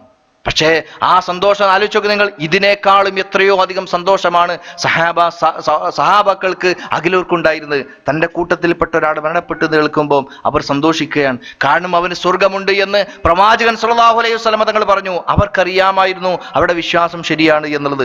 അമലു സ്വാലിഹാത്തുകളിൽ അവർക്ക് വീഴ്ച പറ്റിയിട്ടില്ല എന്ന് അവർക്കറിയാമായിരുന്നു. അതുപോലെ തന്നെ ഇന്ന് സമൂഹത്തിൽ കാണുന്ന, അന്ന് സമൂഹത്തിൽ കണ്ടുകൊണ്ടിരിക്കുന്ന ഒരു നീച പ്രവർത്തനങ്ങളും അവരുടെ ജീവിതത്തിൽ ഇല്ലായിരുന്നു എന്ന് അവർക്ക് ഉറപ്പിച്ച് പറയാൻ സാധിക്കും.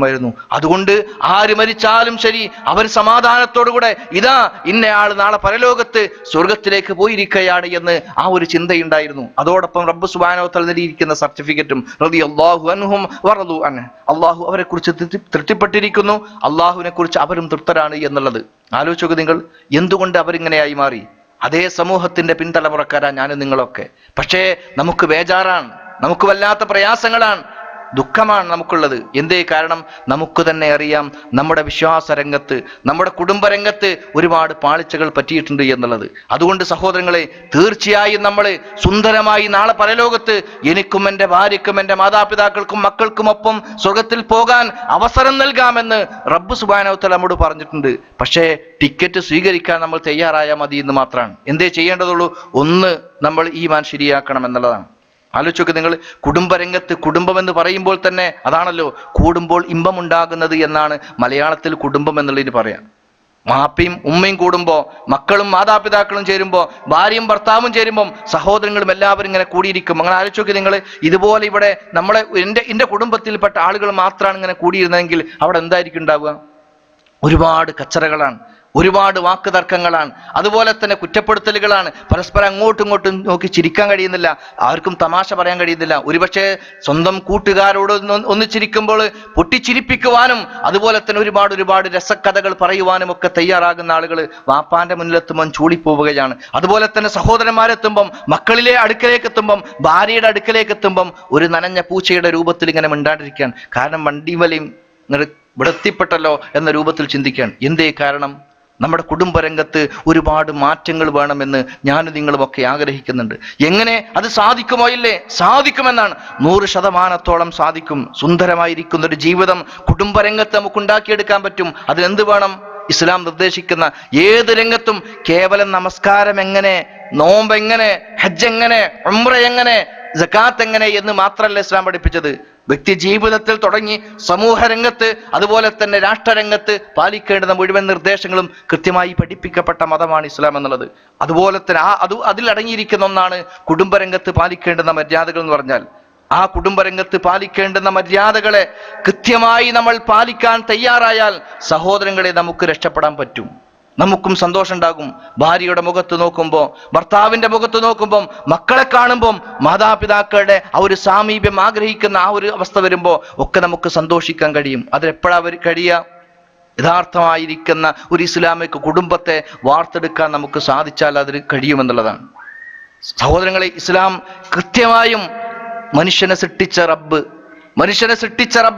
മനുഷ്യന്റെ മനസ്സുകളെ കൃത്യമായി അറിയുന്ന റബ്ബ് കൃത്യമായും ചില നിയമങ്ങൾ ഇസ്ലാമികമായിട്ട് കുടുംബരംഗത്ത് പാലിക്കാൻ വേണ്ടി നിർദ്ദേശിച്ചിരിക്കുകയാണ്. ഒന്നാമത്, കുടുംബരംഗത്തിന്റെ ഒന്നാമത്തെ ചവിട്ടുപടി എന്ന് പറഞ്ഞാൽ തന്നെ വിവാഹമാണല്ലോ. ആ വിവാഹ രംഗത്തേക്ക് പ്രവേശിക്കുന്ന ഘട്ടത്തിൽ പോലും ഇസ്ലാം പറഞ്ഞു, സമൂഹത്തിൽ ഒരുപാട് രൂപത്തിലാണ് വിവാഹത്തെക്കുറിച്ച് സ്വപ്നം കണ്ടുകൊണ്ടിരിക്കുന്നത്. തൻ്റെ ഭാവി എങ്ങനെ ചിട്ടപ്പെടുത്തണമെന്നാണ് ഇന്ന് പ്രത്യേകിച്ച് അല്പമൊക്കെ ബിസിനസ്സും കച്ചവടമൊക്കെ ചെയ്ത് അത്യാവശ്യമൊക്കെ തിരക്കിടില്ലാത്ത രൂപത്തിൽ ചിന്തിച്ചുകൊണ്ടിരിക്കുന്ന ആളുകളുണ്ടെങ്കിൽ അവർ ചിന്തിക്കുന്നത്, ഒരു വിവാഹം കടന്നു വരാനുണ്ട് എൻ്റെ മകന്. ആ വിവാഹത്തിലൂടെ ഇതാ തീർച്ചയായും എൻ്റെ ബിസിനസ് രംഗത്ത്, എൻ്റെ കച്ചവട രംഗത്ത്, എൻ്റെ സാമ്പത്തികമായിരിക്കുന്ന രംഗങ്ങളിൽ കൃത്യമായിരിക്കുന്ന ഒരു മാറ്റം ഉണ്ടാകാൻ പോവുകയാണ്. കാരണം എന്താണ്? അല്പം സമ്പത്തുള്ളവളെ, അല്പം തിരക്കടില്ലാത്ത തറവാടിയായിരിക്കുന്ന ഒരു കുടുംബത്തിൽ നിന്ന്, തറവാടിത്തമുള്ള ഒരു കുടുംബത്തിൽ നിന്ന് ഒരു പെണ്ണിനെ സ്വീകരിച്ചാൽ എനിക്ക് സാമ്പത്തികമായി സപ്പോർട്ട് ചെയ്യാൻ അവരെ കൊണ്ട് സാധിക്കും. പ്രയാസപ്പെടുമ്പം, ബുദ്ധിമുട്ടുകൾ ഉണ്ടാകുന്ന സമയത്ത് എനിക്ക് ഒരു കൈത്താങ്ങായി അവരുണ്ടാകും എന്ന് വിചാരിച്ചുകൊണ്ട് കല്യാണത്തിന് വേണ്ടി തയ്യാറാകുന്ന ഒരു ഘട്ടം നമ്മളെല്ലാവരും എത്ര നിഷേധിച്ചാലും ശരി വിവാഹത്തിൻ്റെതായ ഘട്ടങ്ങൾ വരുന്ന സമയത്തൊക്കെ നമ്മൾ അതിനു വേണ്ടി തയ്യാറായിരിക്കുകയാണ്. അവിടെയാണ് നമുക്ക് ഒന്നാമത്തെ പാളിച്ചു പറ്റുന്നത്. പ്രവാചകൻ സല്ലല്ലാഹു അലൈഹി വസല്ലം തങ്ങൾ പറഞ്ഞു, തുൻകഹുൽ മർഅതു ലിഅർബഇൻ, 4 കാര്യങ്ങൾക്ക് വേണ്ടി സമൂഹം ഒരു പെണ്ണിനെ കല്യാണം കഴിക്കാറുണ്ട്. എന്നിട്ട് പറഞ്ഞു, മാലിഹ, അവളുടെ സമ്പത്ത് നോക്കിയിട്ട്, വലി ഹസബിഹ അവളുടെ തറവാട് നോക്കിയിട്ട്, വലി ജമാലിഹ അവളുടെ സൗന്ദര്യം നോക്കിയിട്ട്, അതുപോലെ തന്നെ വലി ദീനിഹ അവിടെ ദീൻ നോക്കിയിട്ട്, മതം നോക്കിയിട്ട്, ഫദ്ഫർ ബിദാത്തിദ്ദീൻ. ഇത് പറയാനും പ്രസംഗിക്കാനും കേൾക്കാനൊക്കെ നമ്മൾ തയ്യാറാണ്. ഇത് നമ്മുടെ ആദർശമാണ്, ഇത് ഞങ്ങളുടെ മുദ്രാവാക്യമാണ് എന്നൊക്കെ പറയാനൊക്കെ കഴിയും. പക്ഷേ പച്ചയായിരിക്കുന്ന യാഥാർത്ഥ്യം, ജീവിതത്തിന്റെ ആ യാഥാർത്ഥ്യത്തിലേക്ക് നമ്മൾ ഇറങ്ങിത്തിരിക്കുമ്പം, വിവാഹത്തിന്റെ ഘട്ടം വരുമ്പോൾ ഈമാനും അതുപോലെ തന്നെ ഭൗതികമായിരിക്കുന്ന ചിന്തകളും പരസ്പരം ഏറ്റുമുട്ടുകയാണ്. അവിടെ നമുക്ക് വേറെയാണ്. അവിടെ നമ്മൾ ഫദ്ഫർ ബിദാത്തിദ്ദീൻ, ദീനിനുള്ളവളെ കൊണ്ട് നീ തൃപ്തിപ്പെടണം, തെരഞ്ഞെടുക്കണമെന്ന പ്രവാചകൻ സ്വല്ലല്ലാഹു അലൈഹി വസല്ലമയുടെ നിർദ്ദേശം പ്രവാചകൻ വെറുതെ പറഞ്ഞല്ല. വമാ യൻതിഖു അനിൽ ഹവാ ഇൻ ഹുവ ഇല്ലാ വഹ്യു യൂഹാ.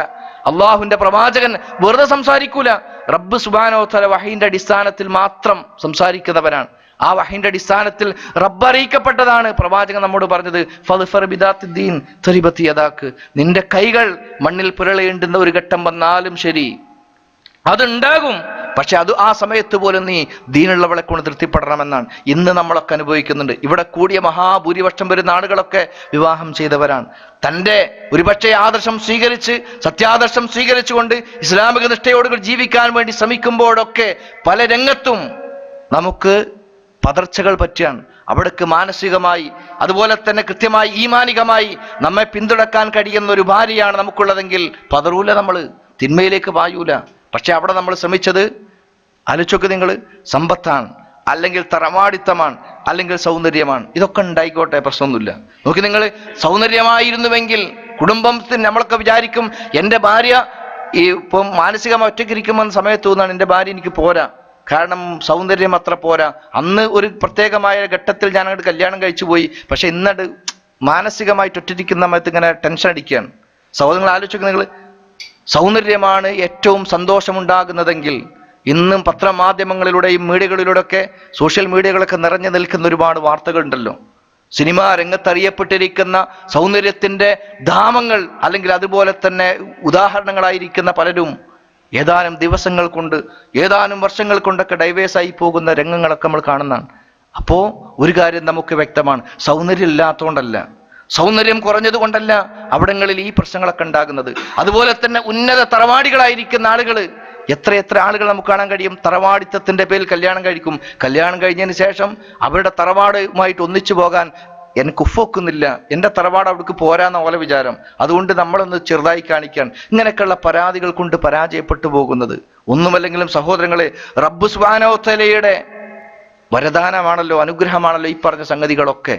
അതെങ്ങാനും റബ്ബ് സുബ്ഹാനഹു വ തആല ഏതെങ്കിലും ഒരു ഘട്ടങ്ങളിൽ പിറകോട്ടെടുത്തു കഴിഞ്ഞാൽ, അത് തിരിച്ചെടുത്തു കഴിഞ്ഞാൽ കഴിഞ്ഞു കഥ. നമ്മുടെ എല്ലാ ഉദ്ദേശങ്ങളും അതുപോലെ തന്നെ എല്ലാ കണക്കൂട്ടലുകളും തെറ്റിപ്പോവുകയാണ്. അവിടങ്ങളിലാണ് ഫദ്ഫർ ബിദാത്തിദ്ദീൻ, ദീനുള്ളവളെ കൊണ്ട് യഥാർത്ഥ ഇസ്ലാമുള്ളവളെ കൊണ്ട് തൃപ്തിപ്പെടാൻ ആരെങ്കിലും തയ്യാറായിരുന്നെങ്കിൽ ഏത് പ്രതിസന്ധിയുടെ ഘട്ടങ്ങൾ ഉണ്ടാകുന്ന സമയത്ത് പോലും സമാശ്വസിപ്പിക്കുവാനും തനിക്ക് ധൈര്യം നൽകുവാനും മാനസികമായി തന്നെ ഉയർത്തുവാനും തൻ്റെ ഭാര്യയെ കൊണ്ട് സാധിക്കുന്നു എന്നാണ്. ഇത് കേവലം ഭാര്യയുടെ വിഷയത്തിൽ മാത്രമല്ല, സ്ത്രീകളെ പ്രത്യേകിച്ച് അവിടെയും ഏറ്റവും അധികം നമ്മൾ തെറ്റുപറ്റുന്നത് പെൺകുട്ടികളെ കല്യാണം അയക്കുമ്പോഴാണ്. കാരണം നമ്മൾ തിരക്കടില്ലാത്തൊരു സാമ്പത്തിക ഭദ്രതയിലുള്ളതാണ്. അതുകൊണ്ട് ശരി തന്നെയാണ്, ഈമാനുള്ളവളൊക്കെ തന്നെ വേണം. പക്ഷെ ഒക്കെ നോക്കുക, നമ്മൾ ഒരുപാട് ആളുകളെ കുറിച്ച് പറയും, ഇന്ന ആൾ ഉഷാറാണ്, നല്ല ദീനീ രംഗത്ത് നല്ല ക്ലിയർ ആയിട്ടുള്ള ആളാണ്, നല്ല ഭൗതികമായ വിദ്യാഭ്യാസം ഉണ്ട്, അതുപോലെ തന്നെ ദീനീ രംഗത്ത് ഉഷാറായി നിൽക്കുന്ന ആളുകളാണ്. പക്ഷെ സാധു കുടുംബമാണ്.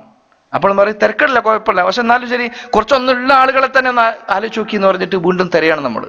പ്രവാചകൻ സല്ലല്ലാഹു അലൈഹി വസല്ലം തങ്ങൾ പറഞ്ഞു, ഇദാ ഖാതബ ഇലൈക്കും മൻ തർലൗന ദീന, ഇതാ നിങ്ങളുടെ പെൺമക്കളുടെ വിഷയത്തിൽ നിങ്ങളിലേക്ക് വിവാഹരചനകളായി കടന്നു വരികയാണെങ്കിൽ ആര്, മൻ തർലൗന ദീന, ദീനിന്റെ വിഷയത്തിൽ നിങ്ങൾക്ക് സംതൃപ്തി ഉണ്ടാകുന്ന, ദീനിന്റെ വിഷയം ക്ലിയർ ആയിരിക്കുന്ന ഒരാള് സ്വന്തം പെൺമക്കളുടെ കല്യാണം ആലോചിച്ചുകൊണ്ട് വരികയാണെങ്കിൽ, വഖുലുഖഹു, അതുപോലെ തന്നെ സ്വഭാവ രംഗത്തും ഒരു കുഴപ്പമില്ല എന്ന് വിചാരിക്കുന്ന ആളുകൾ, അറിയപ്പെട്ട ആളുകൾ കടന്നു വരികയാണെങ്കിൽ ഫസവ്വിജുഹു, നിങ്ങൾ കല്യാണം കഴിച്ചു കൊടുക്കണമെന്നാണ്.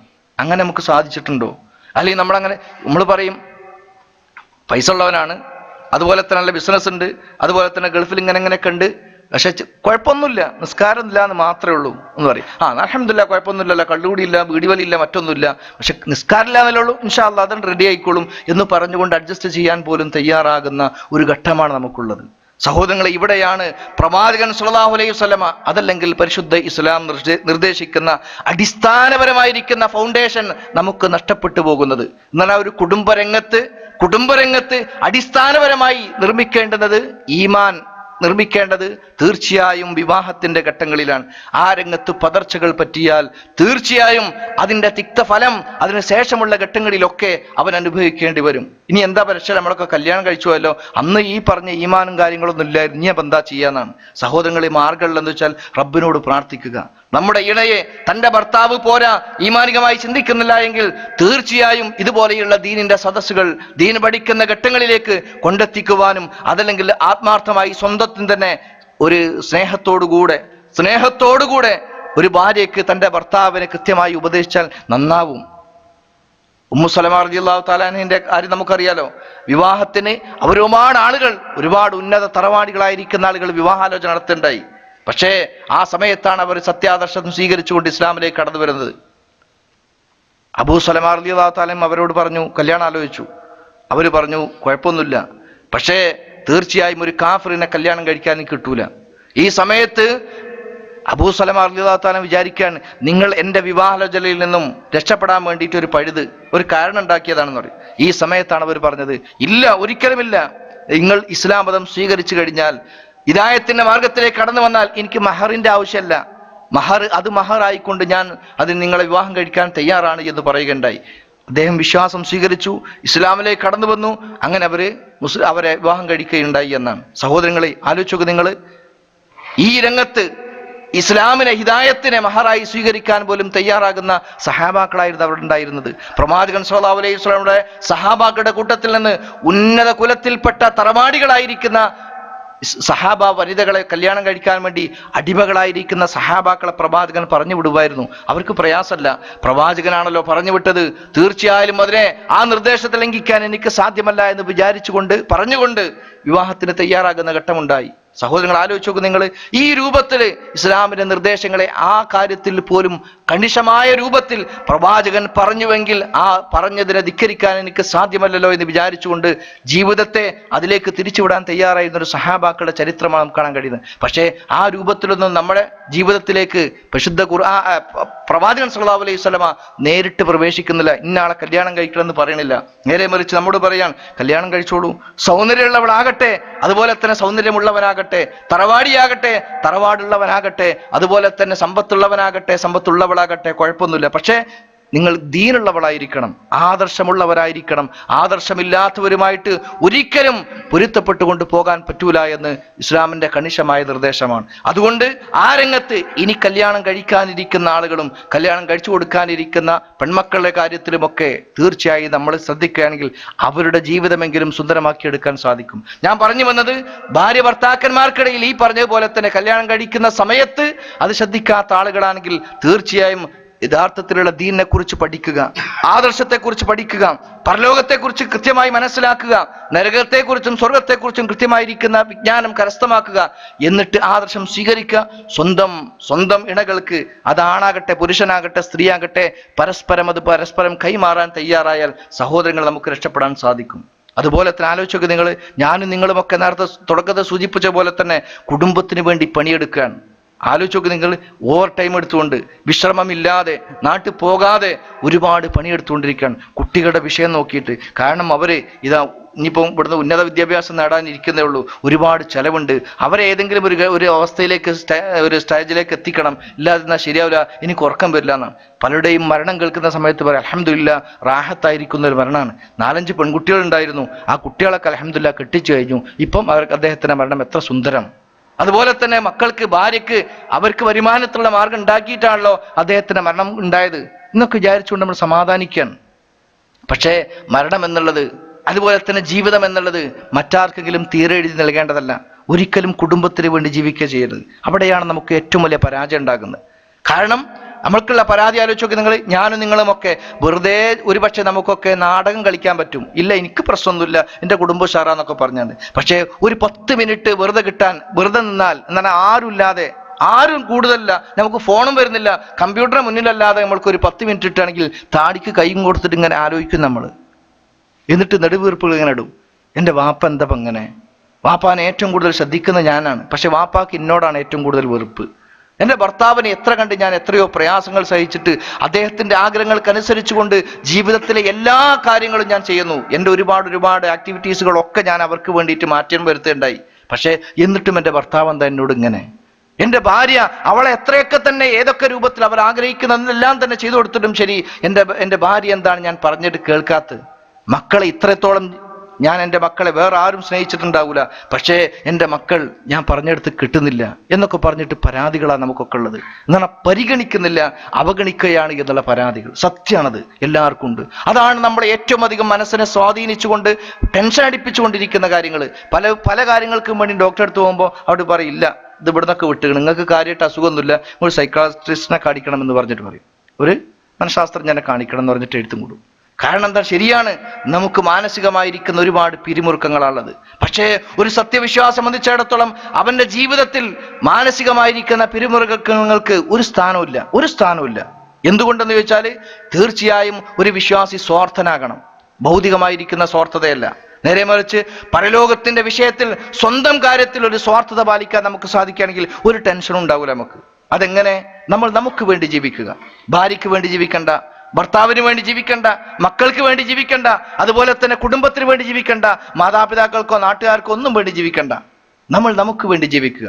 അതാണല്ലോ പരിശുദ്ധ ഖുർആനിൽ കൂടെ പ്രഖ്യാപിക്കാൻ വേണ്ടി പറഞ്ഞ്, ഖുൽ ഇന്ന സ്വലാത്തി വനുസുക്കി വമഹ്യായ വമമാതി ലില്ലാഹി റബ്ബിൽ ആലമീൻ. ഖുൽ, പ്രവാചകരെ പറയുക, ഇന്ന സ്വലാത്തി, എന്റെ നമസ്കാരമടക്കമുള്ള ആരാധന കർമ്മങ്ങൾ, വനുസുക്കി, എന്റെ അറിവ്, അതുപോലെ തന്നെ മറ്റുള്ള ഹജ്ജ് പോലെയുള്ള നുസ്കുകൾ, ആ സമയത്തുള്ള അറിവുകൾ, അതുപോലെ തന്നെ ബലിയർപ്പണങ്ങളൊക്കെ, അത് വമഹ്യായ വമമാതി, എന്റെ ജീവിതം അല്ല മരണം പോലും ലില്ലാഹി റബ്ബിൽ ആലമീൻ, ലോകരക്ഷിതാവായിരിക്കുന്ന റബ്ബിന് വേണ്ടിയിട്ടാണ് എന്നാണ്. റബ്ബിന്റെ തൃപ്തിക്കനുസരിച്ചുകൊണ്ട്, റബ്ബിന്റെ ആജ്ഞക്കനുസരിച്ചുകൊണ്ടാണ് എൻ്റെ ജീവിതം ഞാൻ ചിട്ടപ്പെടുന്നത് എന്ന് പറയാൻ കഴിയണം. എന്ന് പറഞ്ഞാൽ ഞാൻ ജീവിക്കുന്നത് എനിക്ക് വേണ്ടി, എൻ്റെ സ്വന്തം രക്ഷയ്ക്ക് വേണ്ടിയിട്ടാണ്, പരലോകത്തുള്ള രക്ഷയ്ക്ക് വേണ്ടിയിട്ടാണ്. അപ്പോഴോ ആരും സ്നേഹിക്കണ്ടേ, ആർക്കൊന്നും ചെയ്തു കൊടുക്കണ്ടേ? വേണം. അതെന്തിനു വേണ്ടി? ഇനി ഒന്ന് പരിശോധിച്ച് നോക്ക് നിങ്ങൾ. വാപ്പാക്ക് വല്ലതും ചെയ്തു കൊടുക്കണോ? വാപ്പാന്റെ ചെലവ് നടത്തണോ? വാപ്പാനെ ചികിത്സിക്കണോ? വാപ്പാനെ സംരക്ഷിക്കണോ? വാപ്പാനോട് നല്ല വാക്ക് പറയണോ? ഒക്കെ ചെയ്യണം. എന്തിനു വേണ്ടി? വാപ്പാന്റെ സ്വത്ത് ഇങ്ങോട്ട് എരി കിട്ടാൻ വേണ്ടിയിട്ടല്ല, വാപ്പ നല്ല രൂപത്തിൽ എന്നോട് തിരിച്ചു പെരുമാറാൻ വേണ്ടിയിട്ടല്ല. നേരെ മറിച്ച് റബ്ബ് സുബ്ഹാനഹു വ തആല എന്നോട്, അള്ളാഹുവിന്റെ അടിമയായിരിക്കുന്ന എന്നോട് പറഞ്ഞു, നീ നിന്റെ പിതാവിനെ നിന്റെ മാതാപിതാക്കളോട് ഇഹ്സാൻ ചെയ്യണം, സുഹൃതം ചെയ്യണം എന്ന് കൽപ്പിക്കേണ്ടായി. ആ കൽപ്പിച്ചത് കൊണ്ട് മാത്രമാണ് ഞാൻ വാപ്പാനോട് ഇങ്ങനെ പെരുമാറുന്നത്. അതുകൊണ്ട് വാപ്പാന്റെ അടുക്കൽ നിന്ന് ഞാൻ ഒന്നും പ്രതീക്ഷിക്കുന്നില്ല. അതുകൊണ്ട് വാപ്പനെ വെറുത്താൽ എനിക്ക് പ്രശ്നമല്ല. പക്ഷെ നമ്മൾ പ്രതീക്ഷിക്കുന്ന എന്താണ്? വാപ്പാനോട് നല്ല രൂപത്തിൽ പെരുമാറുമ്പം വാപ്പ തിരിച്ചും ഇങ്ങോട്ടുണ്ടാവണം, വാപ്പ എന്നെ പരിഗണിക്കണം, മറ്റോനേക്കാളും, എൻ്റെ ജ്യേഷ്ഠത്തിയേക്കാളും, എൻ്റെ സഹോദരിമാരെക്കാളും, എൻ്റെ സഹോദരങ്ങളെക്കാളും കൂടുതൽ എന്നെ സ്നേഹിക്കണം എന്നുള്ള ഒരു ഇടൻ അജണ്ട നമ്മുടെ അറിയാതെ നമ്മുടെ മനസ്സിൽ വരികയാണ്. അത് കിട്ടാതെ വരുമ്പം ഉറപ്പായിട്ട് നമുക്ക് ടെൻഷൻ ഉണ്ടാകും. ഇതേ അവസ്ഥയിലാണ് ബാക്കിയൊക്കെ. തൻ്റെ ഭർത്താവിനെ പരിചരിക്കണോ? അത് ഭർത്താവിൽ നിന്ന് ഒന്ന് നേടിയെടുക്കാൻ വേണ്ടിയിട്ടല്ല. റബ്ബ് എന്നോട് പറഞ്ഞു, പ്രവാചകൻ സല്ലല്ലാഹു അലൈഹി വസല്ലം എന്നോട് കൽപ്പിച്ചു,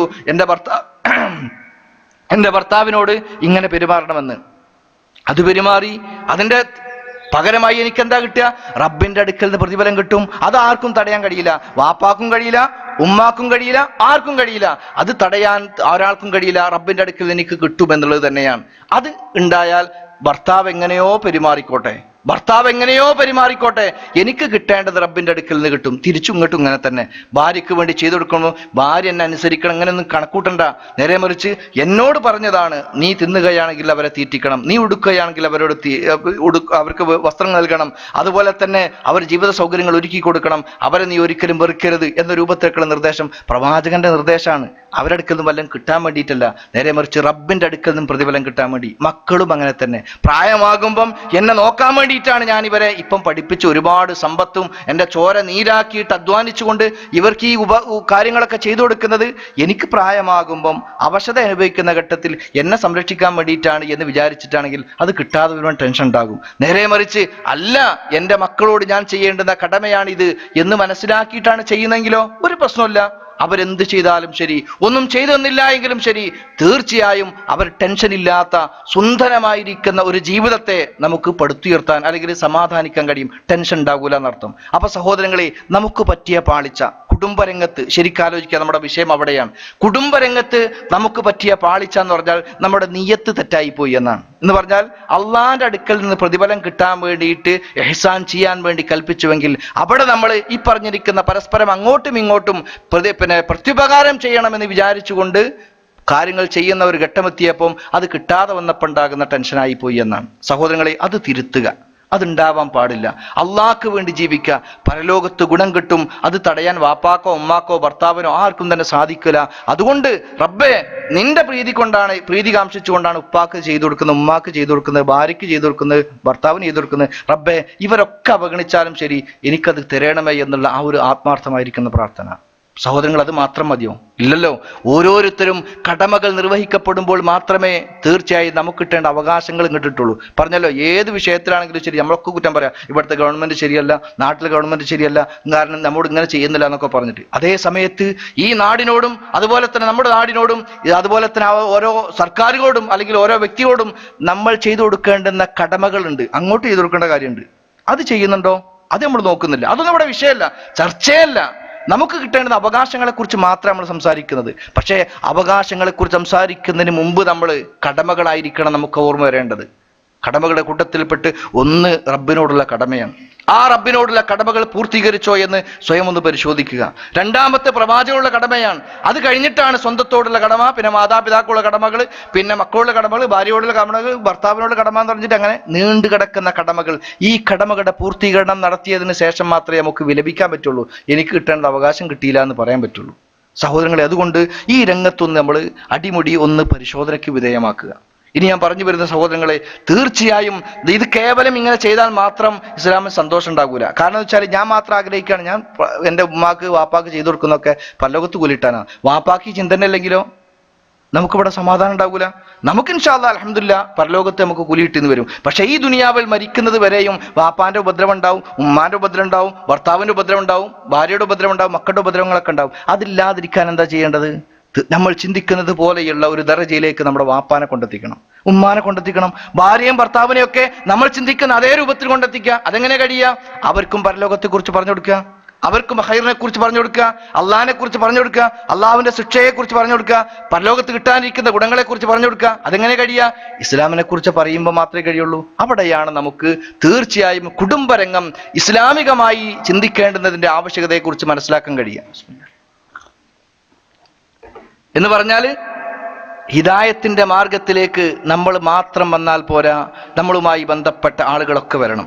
അതാണ് പ്രവാചകൻ സല്ലല്ലാഹു അലൈഹി വസല്ലമയോട് പരിശുദ്ധ ഖുർആനിലൂടെ ഒന്നാമതായിട്ടുള്ള നിർദ്ദേശമുണ്ടായി. എന്താ ഉണ്ടായത്? വഅൻദിർ അശീറതകൽ അഖ്റബീൻ, ഫഅൻദിർ അശീറതകൽ അഖ്റബീൻ.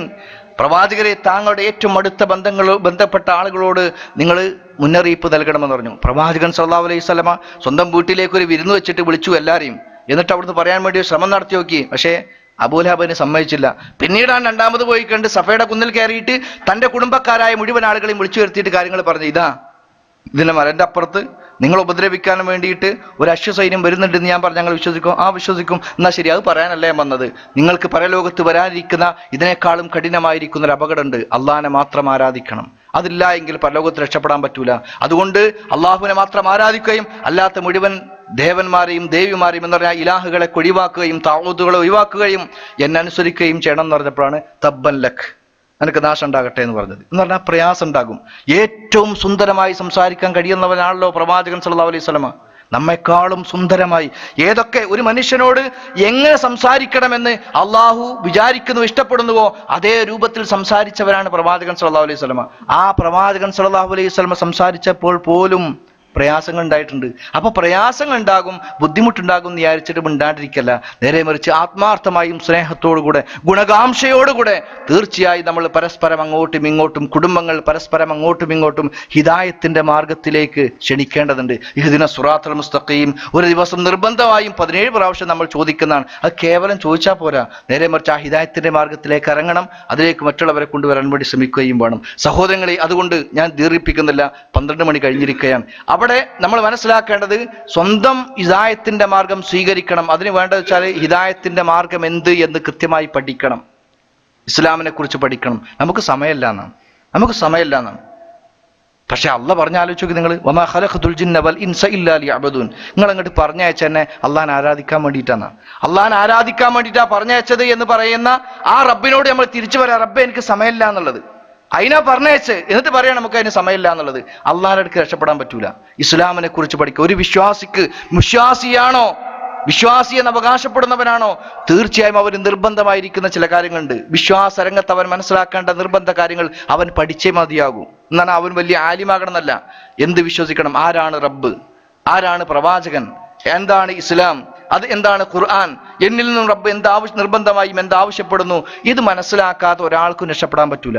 അത് പഠിക്കുക തന്നെ വേണം നമുക്ക്. സമയമില്ലെങ്കിലും ശരി, സമയമുണ്ടാക്കി പഠിച്ചേ മതിയാകൂ. അതുണ്ടാകുമ്പം അള്ളാഹുവിന്റെ ഹിദായത്തിൻ്റെതായ സിറാത്തൽ മുസ്തഖീമിന്റെ മാർഗം അള്ളാഹു നമുക്ക് തുറന്നു തരും. ആ തുറന്നിരുന്ന മാർഗത്തിലേക്ക് നമ്മൾ വരുമ്പോൾ നമ്മുടെ കൂടെ തന്നെ കൂട്ടിക്കൊണ്ടുപോകാനാണ്. ഇന്ന് ആലോചിക്കുന്നതിൽ ഏറ്റവും വലിയ വെല്ലുവിളി എന്ന് പറഞ്ഞാൽ മക്കളാണ്. ആധുനിക ലോകത്ത് ഇന്റർനെറ്റുകളും അതുപോലെ തന്നെ സോഷ്യൽ മീഡിയകളും വ്യാപകമായി നിൽക്കുന്ന ഈ ഒരു ഘട്ടങ്ങളിൽ മക്കളെ നിയന്ത്രിച്ചാൽ കിട്ടൂല.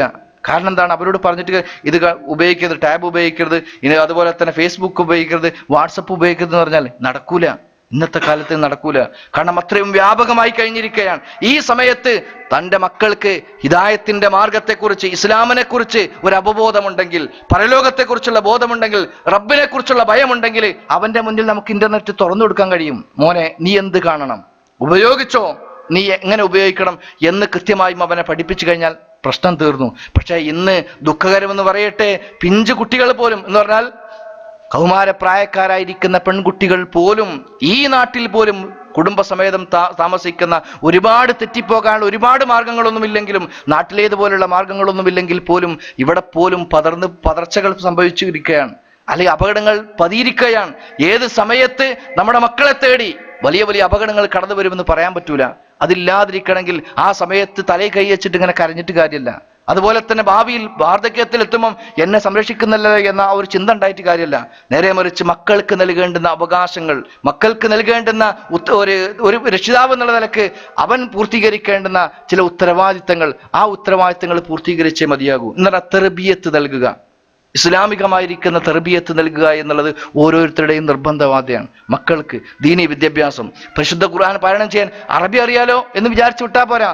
അറബി മാത്രമല്ല തെർബിയത്ത് എന്ന് പറഞ്ഞാൽ. ഖുർആൻ ഓതാൻ അറിയാം, അതാണോ തെർബിയത്ത്? അല്ല. ഇസ്ലാമിൽ വിശ്വസിക്കേണ്ടുന്ന കാര്യങ്ങൾ, അതുപോലെ തന്നെ കർമാനുഷ്ഠാനങ്ങൾ, അതിനേക്കാൾ ഉപരിയായി സ്വഭാവ പെരുമാറ്റ മര്യാദയിൽ ഒരു വിശ്വാസി സ്വീകരിക്കേണ്ടുന്ന നിയമങ്ങളെക്കുറിച്ച് സ്വന്തം മക്കൾക്ക് പഠിപ്പിച്ചു കൊടുക്കാൻ കഴിയണം. സ്വന്തമായിട്ട് കഴിയില്ല എന്നുണ്ടെങ്കിൽ അതിലുള്ള മാർഗങ്ങളും സ്വീകരിച്ചേ മതിയാകൂ.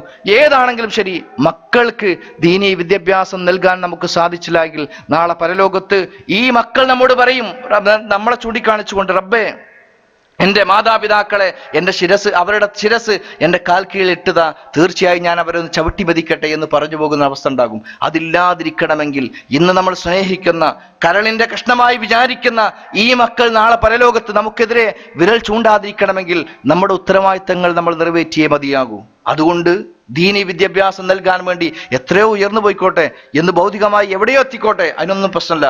പക്ഷേ ഇസ്ലാമിക വിദ്യാഭ്യാസമില്ലാതെ, സംസ്കാരമില്ലാതെ മറ്റേത് വിദ്യാഭ്യാസം നേടുവാനും ഒരാൾക്കും അവകാശമില്ലാതെ ഹറാമാണ്, ഒരു സംശയവുമില്ല.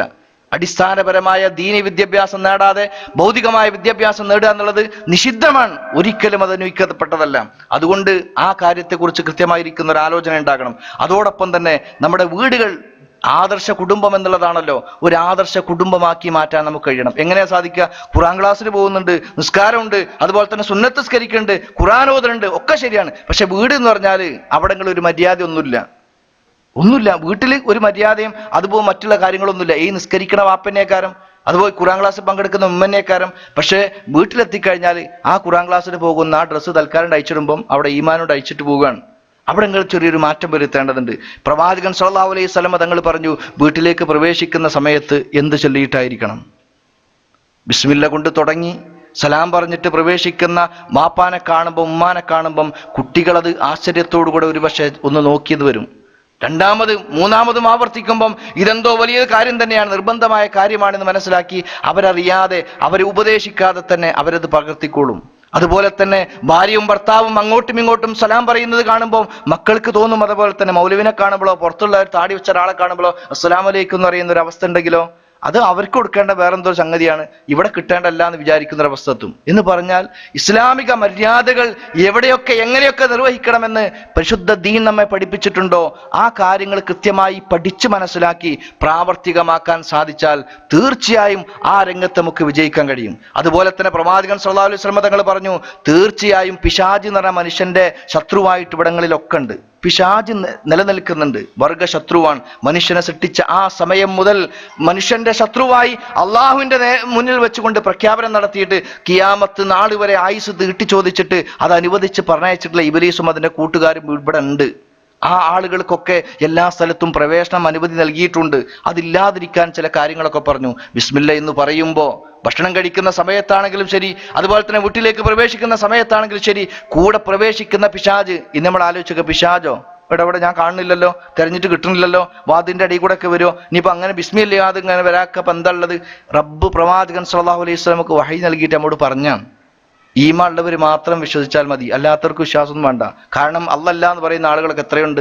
അത്തരം ആളുകളുടെ കൂട്ടത്തിൽ നമ്മളും പോവുകയാണെങ്കിൽ കുഴപ്പമൊന്നുമില്ല. പക്ഷെ പ്രവാചകൻ സല്ലല്ലാഹു അലൈഹി വസല്ലം തങ്ങൾ പറഞ്ഞു, ബിസ്മില്ല എന്ന് പറഞ്ഞ് വീട്ടിലേക്ക് പ്രവേശിച്ചു കഴിഞ്ഞാൽ ആ കൂടെ ഉണ്ടായിരുന്ന അഥവാ പുറമേയുള്ള പിശാച് പറയും, ഇന്ന് ഈ വീട്ടിൽ നമുക്ക് പാർക്കാനുള്ള അവകാശമില്ല. അതുപോലെ തന്നെ ഭക്ഷണം കഴിക്കുന്ന സമയത്ത് ബിസ്മില്ല എന്ന് പറഞ്ഞാൽ ആ സമയത്ത് പറയും, ഇന്ന് നമുക്കവിടെ ഭക്ഷണമില്ല എന്ന് പറയും. അതല്ല എങ്കിലോ ആ പിശാച് പറയും, ഇന്ന് നമുക്കിവിടെ താമസിക്കാനുള്ള സൗകര്യമുണ്ട്, നമുക്കിവിടെ ഭക്ഷണമുണ്ട് എന്ന് പറയുമെന്നാണ്. ഈ രൂപത്തിലൊക്കെ ഓരോ കാര്യത്തിലും ഒരുപാട് കാര്യങ്ങൾ ജീവിതത്തിന്റെ ഓരോ സന്ദർഭങ്ങളിലും ഓരോ ചലനങ്ങളിലും പ്രവാചകൻ സല്ലല്ലാഹു അലൈഹി വസല്ലമക്ക് മാതൃകയായി പഠിപ്പിക്കപ്പെട്ടിരിക്കുന്ന ഒരുപാട് ദിക്റുകളുണ്ട്, ദുആകളുണ്ട്, പ്രാർത്ഥനകളുണ്ട്. അവയൊക്കെ കൃത്യമായി പഠിച്ച് പ്രാവർത്തികമാക്കുകയാണെങ്കിൽ റബ്ബിന്റെ അനുഗ്രഹം നമുക്കുണ്ടാകും. ഏത് സമയത്തും നമ്മുടെ വീട്ടിൽ അള്ളാഹുവിന്റെ അനുഗ്രഹങ്ങൾ ഉണ്ടാകും. ആ അനുഗ്രഹങ്ങളുടെ തണലിൽ നമ്മൾ ജീവിക്കുകയാണെങ്കിലോ ഒരു പ്രയാസം ഉണ്ടാകൂല. ഒരു പ്രയാസവുമില്ലാതെ സന്തോഷത്തോട് ജീവിക്കാൻ കഴിയും. അതുപോലെ തന്നെ പ്രവാചകൻ സല്ലല്ലാഹു അലൈഹി വസല്ലം തങ്ങൾ പറഞ്ഞു, ഖുർആൻ ഓതുന്ന വീടും ഖുർആൻ ഓതാത്ത വീടും തമ്മിലുള്ള ഉദാഹരണം എന്ന് പറഞ്ഞാൽ മരിച്ചവന്റെയും ജീവനുള്ളവന്റെയും ഉദാഹരണം പോലെ എന്നാണ്. എന്താണ് ജീവനുള്ളവൻ എന്റെ ഉദാഹരണം എന്ന് പറഞ്ഞാൽ ഖുർആൻ പാരായണം ചെയ്യുന്ന വീട് അത് ജീവനുള്ളവനെ പോലെയാണ് എന്ന് പറഞ്ഞാൽ ഏത് സമയത്തും സജീവമായി നിൽക്കുന്ന ഒരു അവസ്ഥ. അതേ സമയത്ത് ഖുർആൻ പാരായണം ചെയ്യാത്ത വീടാണെങ്കിലോ അവിടങ്ങളിൽ മരിച്ച മക്ബറകളെ പോലെയാണ്, ശാന്തമായിരിക്കും. അവിടങ്ങളിലൊക്കെ സാധാരണങ്ങൾ പൊതുവെ പറയുന്ന പോലെ പ്രേത പിശാചുക്കളൊക്കെ വിളയാട്ടം നടത്തുന്ന ആ ഒരു ഘട്ടമായിരിക്കും ഉണ്ടാവുക.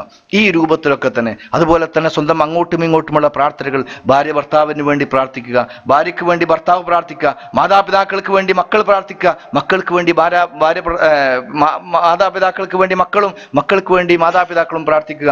അതുപോലെ തന്നെ പ്രത്യേകിച്ച് പ്രവാചകൻ സല്ലല്ലാഹു അലൈഹി വസല്ലം തങ്ങൾ പറഞ്ഞിരിക്കുന്ന കാര്യമാണ്, മക്കൾക്ക് വേണ്ടി മാതാവും പിതാവും നടത്തുന്ന പ്രാർത്ഥന അള്ളാഹ് സ്വീകരിക്കുന്ന.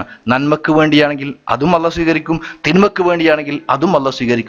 എന്റെ മാതാവിനെ കൊണ്ട് എന്റെ പിതാവിനെ കൊണ്ട് എനിക്ക് ഖൈറിന് വേണ്ടി പ്രാർത്ഥിക്കാൻ, ഒരുപക്ഷെ നമ്മുടെ മുഖത്ത് നോക്കിയിട്ട് മോനെ എനിക്ക് അള്ളാഹ് എല്ലാം ഗുണം ചെയ്യട്ടെ, അന്നെ നന്നാക്കട്ടെ, അന്റെ ഉഷാറാക്കട്ടെ എന്ന് പറഞ്ഞ് പ്രാർത്ഥിച്ചു എന്ന് വരും. പക്ഷേ ഒറ്റയ്ക്കിരിക്കുന്ന സമയത്ത് കണ്ണുനീർ വാർത്തുകൊണ്ട് ഒരുപക്ഷെ നമ്മെ ശപിച്ചുകൊണ്ടാണ് പ്രാർത്ഥിക്കുന്നതെങ്കിൽ എന്തൊക്കെ തന്നെ എല്ലാ തരത്തിലുള്ള വിദ്യാഭ്യാസവും യോഗ്യതയും ഒക്കെ നമുക്കുണ്ടെങ്കിലും ശരി, പരലോകത്ത് ഈ ദുനിയാവിൽ വെച്ചുകൊണ്ട് പോലും നമുക്ക് ഒരു കാര്യത്തിലും വിജയിക്കാൻ പറ്റൂല. ആ ഒരു ശാപം എന്നും നമ്മുടെ കൂടെ ഉണ്ടാകും. അതുകൊണ്ട് ആ രൂപത്തിൽ നമുക്ക് വേണ്ടി ഖൈറിന് വേണ്ടി പ്രാർത്ഥിക്കാൻ പാകമായിരിക്കുന്ന ഒരു അന്തരീക്ഷം നമ്മുടെ കുടുംബരംഗത്ത് നമ്മൾ ഉണ്ടാക്കിയെടുക്കുക. അതുപോലെ തന്നെ ജീവിതത്തിന്റെ ഏത് ഘട്ടങ്ങളിലും പതറാതെ റബ്ബിൽ തവക്കുൽ ചെയ്തുകൊണ്ട് പരസ്പരം അങ്ങോട്ടും ഇങ്ങോട്ടും വസിയത്തുകൾ നൽകാൻ കഴിയണം. പ്രയാസം ഉണ്ടാകുമ്പോൾ ഭാര്യയ്ക്ക് വല്ല പ്രയാസം വരുമ്പോൾ ഭർത്താവ് ബേജാറാക്കല്ലേ വേണ്ടത്. അൽഹംദുലില്ലാ, അള്ളാഹുവിനോട് പ്രാർത്ഥിക്ക്, റബ്ബിനറിയാലോ അള്ളാഹു ഇഷ്ടപ്പെടുന്ന ഇതാണെങ്കിൽ ഹൈർ ഇതാണെങ്കിൽ തീർച്ചയായും അതിലൂടെ ഒരുപാട് നിന്റെ പാപങ്ങൾ പൊറുക്കപ്പെടും. അതുപോലെ തന്നെ ഹൈർ പരലോകത്ത് ഗുണം കിട്ടും. നീ ക്ഷമിക്കുക, റബ്ബിനോട് പ്രാർത്ഥിക്കുക, നമുക്ക് കാത്തിരിക്കാം. അങ്ങോട്ടും ഇങ്ങോട്ടും ഇങ്ങനെ തന്നെ സാമ്പത്തിക മേഖലയിൽ പ്രയാസങ്ങൾ അനുഭവിക്കുന്ന ഘട്ടം വരുമ്പോഴാണല്ലോ നമ്മൾ പതറിപ്പോവുക. നിസ്കാരം നോമ്പും കാര്യങ്ങളൊക്കെ ഉണ്ടാവും, പക്ഷേ ബിസിനസ് ഒന്ന് ഡള്ളായി പോയി. ആ സമയത്ത് നമ്മൾ പതറിപ്പോയി. ഇത്രയും കാലം നിസ്കരിച്ചും നോമ്പുറ്റും നല്ല രൂപത്തിലൊക്കെ നടന്നിട്ട് എന്താ ഉണ്ടായത്? ഒന്നും കിട്ടിയില്ലല്ലോ, ഇനി എന്തിനാപ്പം ഞാൻ നടക്കുന്നതാണ്. പക്ഷെ പ്രവാചകൻ സല്ലല്ലാഹു അലൈഹി വസല്ലം തങ്ങൾ പറഞ്ഞു, അള്ളാഹു ഏറ്റവും കഠിനമായി പരീക്ഷിക്കുന്നത് അള്ളാഹ്ക്ക് ഏറ്റവും ഇഷ്ടപ്പെട്ടവനെ. പ്രവാചകനോട് ചോദിക്കേണ്ട, ആരാണ് മനുഷ്യന്മാരുടെ കൂട്ടത്തിൽ ഏറ്റവും പ്രയാസം അനുഭവിക്കുക? അള്ളാഹിന്റെ പരീക്ഷണം ആർക്കെ കൂടുതൽ ഉണ്ടാകുന്ന വെച്ചാൽ അമ്പിയാക്കന്മാർക്ക്, തുമ്മൽ അംസില, പിന്നെ അവരെ പോലുള്ള ആളുകൾ, സിദ്ദീഖീങ്ങൾ, ശുഹദാക്കൾ തുടങ്ങിയിരിക്കുന്ന ആളുകൾക്ക് എന്ന് പറഞ്ഞാൽ പരീക്ഷണങ്ങളില്ലാത്ത ഘട്ടം വരുമ്പോഴാണ് ഒരു വിശ്വാസി അല്പം ബേജാറാകേണ്ടത്. അള്ളാഹുവിന് എനിക്ക് ഇഷ്ടമല്ലേ എന്നൊരു തോന്നൽ ഉണ്ടാകേണ്ടത് അപ്പോഴാണ്. പക്ഷെ നമ്മൾ നേരെ തിരിച്ചാ, വല്ല ഹൈറും കിട്ടുന്ന സമയത്ത് നമ്മൾ ആഹ്ലാദിക്കണം. അള്ളാഹ്ക്ക് എന്നെ ഭയങ്കര ഇഷ്ടമാണ്, അതുകൊണ്ടാണ് എനിക്ക് ഇത്രയും സമ്പത്ത് തന്നത്, അള്ളാഹ്ക്ക് എന്നെ ഇഷ്ടമാണ്, അതുകൊണ്ടാണ് എനിക്ക് ഇന്ന ഗുണങ്ങളൊക്കെ ഉണ്ടായത് എന്ന് ചിന്തിക്കുന്നിടത്താണ് അവിടെയാണ് നമുക്ക് അഹങ്കാരം മുട്ടിടുന്നതും അതുപോലെ നമ്മുടെ പരാജയം തുടങ്ങുന്നതുമൊക്കെ. സഹോദരന്മാരെ, അവസാനിപ്പിക്കുകയാണ്. ഏതാണെങ്കിലും ശരി, സത്യാദർശം മനസ്സിലാക്കി സ്വയം ആദർശം സ്വീകരിക്കുകയും, കേവലം ആദർശം മനസ്സിലാക്കി തൗഹീദൊക്കെ അറിയാം, പക്ഷേ അത് തൻ്റെ ജീവിതത്തിൽ ഉണ്ടാകാത്തൊരു ഘട്ടം കണ്ടാൽ ഒരു കാര്യമില്ല. ഇന്നല്ലദീന ആമനു വഅമിലു സ്വാലിഹാത്ത് കാനത് ലഹും ജന്നാത്തുൽ ഫിർദൗസി നുസുല എന്നാണ്. വിശ്വസിക്കുകയും സൽപ്രവർത്തനങ്ങൾ ചെയ്യുകയും ചെയ്യുന്ന ആളുകൾക്ക് അവർക്കാണ് ജന്നാത്തുൽ ഫിർദൗസ്, സ്ഥിരവാസത്തിൻ്റെതായിരിക്കുന്ന സ്വർഗമുള്ളത്. ആ സ്വർഗത്തിൽ എത്തിച്ചേരാൻ കേവലം വിശ്വാസം പോരാ, വിശ്വാസരംഗം ശരിപ്പെടുത്തുക, അതുപോലെ തന്നെ അതിനനുസരിച്ച് കർമ്മത്തെ ചിട്ടപ്പെടുത്തുക, സ്വഭാവ പെരുമാറ്റ മര്യാദകളിൽ പരിപൂർണമായും ഒരു വിശ്വാസിയായി തീരുക. എന്നിട്ട് ഇതുപോലെ തന്നെ താനുമായി ബന്ധപ്പെട്ട മുഴുവൻ ആളുകളിലേക്കും ഇത് പരസ്പരം അങ്ങോട്ടും ഇങ്ങോട്ടും വസിയത്തായി നസീഹത്തായിട്ട് ഗുണദോഷിക്കുകയാണെങ്കിൽ ഇൻഷാ അള്ളാഹുവോട് നിരന്തരമായി പ്രാർത്ഥിക്കൂടെ ചെയ്യുകയാണെങ്കിൽ ഈ ദുനിയാവിലും അതിനേക്കാൾ ഉപരിയായി പരിശുദ്ധ ഖുർആൻ പറഞ്ഞതുപോലെ തന്നെ നാളെ പരലോകത്ത് വിശ്വാസികളായിരിക്കുന്ന കുടുംബം വല്ലദീന ആമനു വത്തബഅതുഹും ദുരിയ്യതുഹും ബിഈമാനിഹിം, തങ്ങൾ വിശ്വാസം സ്വീകരിക്കുകയും വിശ്വാസത്തിൽ തങ്ങളോടൊപ്പം മക്കൾ കൂടെ ചേരുകയും ചെയ്യുകയാണെങ്കിൽ അൽഹഖ്നാ ബിഹിം ദുരിയ്യതുഹും ബിഈമാനിഹിം അവരുടെ മക്കളെ കൂടെ ചേർത്ത് കൊടുക്കും. വമാ അലത്നാ അലൈഹിം മിൻ അമലിൻ ഷൈഅ, അവരുടെ പ്രവർത്തനത്തിൽ നിന്നും കുറക്കാത്ത രൂപത്തിൽ തന്നെ റബ്ബ് സുബ്ഹാനഹു വ തആല നമുക്ക് ഇതിനേക്കാളും സുന്ദരമായ, എൻ്റെ ഭാര്യ ഒരുപക്ഷെ എന്നെ ഈ രൂപത്തിലാ കാണുന്നെങ്കിൽ എൻ്റെ സൗന്ദര്യം അവിടെ മാറും, ഈ കോലം തന്നെ കിട്ടുക. ആലോചിച്ചൊക്കെ നിങ്ങൾ, നമ്മളൊക്കെ, ഞാൻ അവസാനമായിട്ടൊരു ചിന്ത കൂടെ ഇട്ടുതരാണ്. നമുക്കൊക്കെ ഉണ്ടാവും, ഈ ഭാര്യ എന്നെ കിട്ടിയാൽ മതി, എൻ്റെ ഭർത്താവ് തന്നെ ആയാൽ മതി, എൻ്റെ മക്കൾ തന്നെ ആയാൽ മതി, എൻ്റെ വാപ്പതും മമ്മയൊക്കെ തന്നെ ആയാൽ മതി. പക്ഷേ ആ കോലം ചെയ്യലൊക്കെ ഒന്നാണ് മാറുക, സ്വഭാവം കൊണ്ട് മാറുക ആണെങ്കിൽ അൽഹംദുലില്ലാഹ്. ആലോചിച്ച് നിങ്ങൾ, ഇന്ന് നമ്മൾ കണ്ട, നമ്മുടെ കണ്ണിൽ കണ്ടിരിക്കുന്ന ഏറ്റവും സൗന്ദര്യവാനായിരിക്കുന്ന ഒരാളായി ഞാൻ എൻ്റെ ഭാര്യയെ കാണുകയാണെങ്കിൽ ആ ഒരു ഘട്ടം ആലോചിച്ച് നിങ്ങൾ, ഇന്ന് ലോകത്ത് കണ്ട ഏറ്റവും വലിയ സൗന്ദര്യമുള്ള ഒരു പെണ്ണ്, അതിനേക്കാളും സുന്ദരിയായിരിക്കുന്ന ഒരു പെണ്ണായി എൻ്റെ ഭാര്യ കിട്ടുകയാണെങ്കിൽ സൗന്ദര്യം അവിടെ പൂർത്തിയായി. പിന്നെ ഏറ്റവും നല്ല പെരുമാറ്റ മര്യാദകൾ കൊണ്ട് ഏറ്റവും തുളുമ്പി നിൽക്കുന്ന ഏറ്റവും നല്ല പെരുമാറ്റമുള്ള ഒരു പെണ്ണ് കൂടി ആകുകയാണെങ്കിലോ പറയും വേണ്ട. അങ്ങനെ എല്ലാം കൊണ്ടും തികഞ്ഞ സ്വർഗം തന്നെ അതാണല്ലോ. ആഗ്രഹിച്ചത് മുഴുവനായിട്ട് എന്നെ കിട്ടൂല, എൻ്റെ കോലം ചേലൊക്കെ മാറിയിട്ട് എൻ്റെ സ്വഭാവങ്ങളൊക്കെ മാറ്റം വന്നിട്ട് ഏറ്റവും നല്ല സൗന്ദര്യത്തിൻ്റെ ആ ഒരു ധാമമായി മാറുകയും ഏറ്റവും നല്ല തിളക്കമാർന്ന സ്വഭാവത്തിൻ്റെ ഉടമയായി മാറുകയാണെങ്കിൽ എൻ്റെ ഭാര്യയ്ക്ക് എന്നെ തന്നെ മതി. അത് കിട്ടും നമുക്ക്, പരലോകത്ത് നമുക്ക് കിട്ടും. എന്ത് വേണം? ഇവിടെ ക്ഷമയോടുകൂടെ ഇഖ്ലാസോടുകൂടെ തൗഹീദിന്റെ വിഷയത്തിൽ, ഈമാന്റെ വിഷയത്തിൽ അടിയുറച്ച ക്ഷമയോടുകൂടെ നിൽക്കുകയും നന്മകൾ ചെയ്യുകയും ഇഹ്സാൻ പരസ്പരം അങ്ങോട്ടും ഇങ്ങോട്ടും ചെയ്യുകയാണെങ്കിൽ അൽഹംദുലില്ലാഹ് നമുക്ക് കാത്തിരിക്കാം റബ്ബിന്റെ അനുഗ്രഹം പൂർത്തീകരിച്ചിരുന്ന ആ സ്വർഗത്തിൽ നമ്മൾ സമ്മേളിക്കുന്ന ഒരു ദിനത്തെക്കുറിച്ച്. അതിനു വേണ്ടിയിട്ട് പരിശ്രമിക്കുക, നിരന്തരമായി പരിശ്രമിക്കുക. ഞാൻ അവസാനിപ്പിക്കാൻ, ഒന്ന്, വിശ്വാസരംഗം, തൗഹീദ്, ശിർക്ക് കലരാത്ത, ബിദ്അത്തുകളില്ലാത്ത, കുഫറില്ലാത്ത ആ രൂപത്തിലുള്ള വിശ്വാസം സ്വീകരിക്കുക. അമല് സ്വാലിഹാത്തുകൾ നിർവഹിക്കുക. അവിടങ്ങളിൽ പ്രവാചകന്റെ ചര്യ, പ്രവാചകൻ ഇഷ്ടപ്പെടുന്ന, പ്രവാചകൻ മാതൃകയായി കാണിക്കപ്പെട്ട മുഴുവൻ അതുപോലെ തന്നെ നിർബന്ധമായ കാര്യങ്ങളും അതിനേക്കാൾ ഉപരിയായി തത്വമായിരിക്കുന്ന സുന്നത്തായിരിക്കുന്ന കാര്യങ്ങളും ഇഖ്ലാസോടുകൂടെ, റിയാ ഇല്ലാതെ, നിഫാഖ് കടന്നു വരാതെ പ്രവർത്തിക്കാൻ സന്നദ്ധമാവുക. മൂന്നാമത്തത്, പെരുമാറ്റ മര്യാദകൾ. ജീവിതത്തിന്റെ ഓരോ രംഗത്തും പ്രവാചകൻ സല്ലല്ലാഹു അലൈഹി വസല്ലം നമുക്ക് മാതൃകയായി കാണിച്ചു തന്നിരിക്കുന്ന ആ പെരുമാറ്റ മര്യാദകൾ, വിട്ടുവീഴ്ച മനസ്ഥിതി, പരസ്പരമുള്ള സ്നേഹം, അതുപോലെ തന്നെ പരസ്പരമുള്ള സഹായം തുടങ്ങിയിരിക്കുന്ന കാര്യങ്ങളൊക്കെ നമ്മൾ സ്വീകരിക്കുകയാണെങ്കിൽ, അതും ഇത് മൂന്നും കൂടെ ചേരുകയാണെങ്കിൽ ഇൻഷാ അല്ലാഹ് തൗഹീദിന്റെ മാർഗത്തിൽ ജീവിക്കുവാനും ഈമാനോട് മരണപ്പെടുവാനും, മരണപ്പെടുന്ന സമയത്ത് റഹ്മത്തിന്റെ മലക്കുകൾ സന്തോഷത്തിൻ്റെതായിരിക്കുന്ന വാക്കുകൾ ഉച്ചരിച്ചുകൊണ്ട്, സമാശ്വസിപ്പിച്ചുകൊണ്ട് സ്വർഗത്തിലേക്ക് യാ അയ്യത്തുഹൻ നഫ്സുൽ മുത്മഇന്ന ഇർജിഇ ഇലാ റബ്ബികി റാദിയതൻ മർദിയ, ഇത് അള്ളാഹുവിന്റെ ആ റിലായിലേക്ക് നിങ്ങൾ ഇറങ്ങിപ്പോരൂ എന്ന് പറഞ്ഞുകൊണ്ട് ക്ഷണിക്കുന്ന ആ ഒരു ഘട്ടം നമുക്കുണ്ടാകുമെന്നാണ്. അതിനു വേണ്ടിയിട്ട് പരിശ്രമിക്കുക.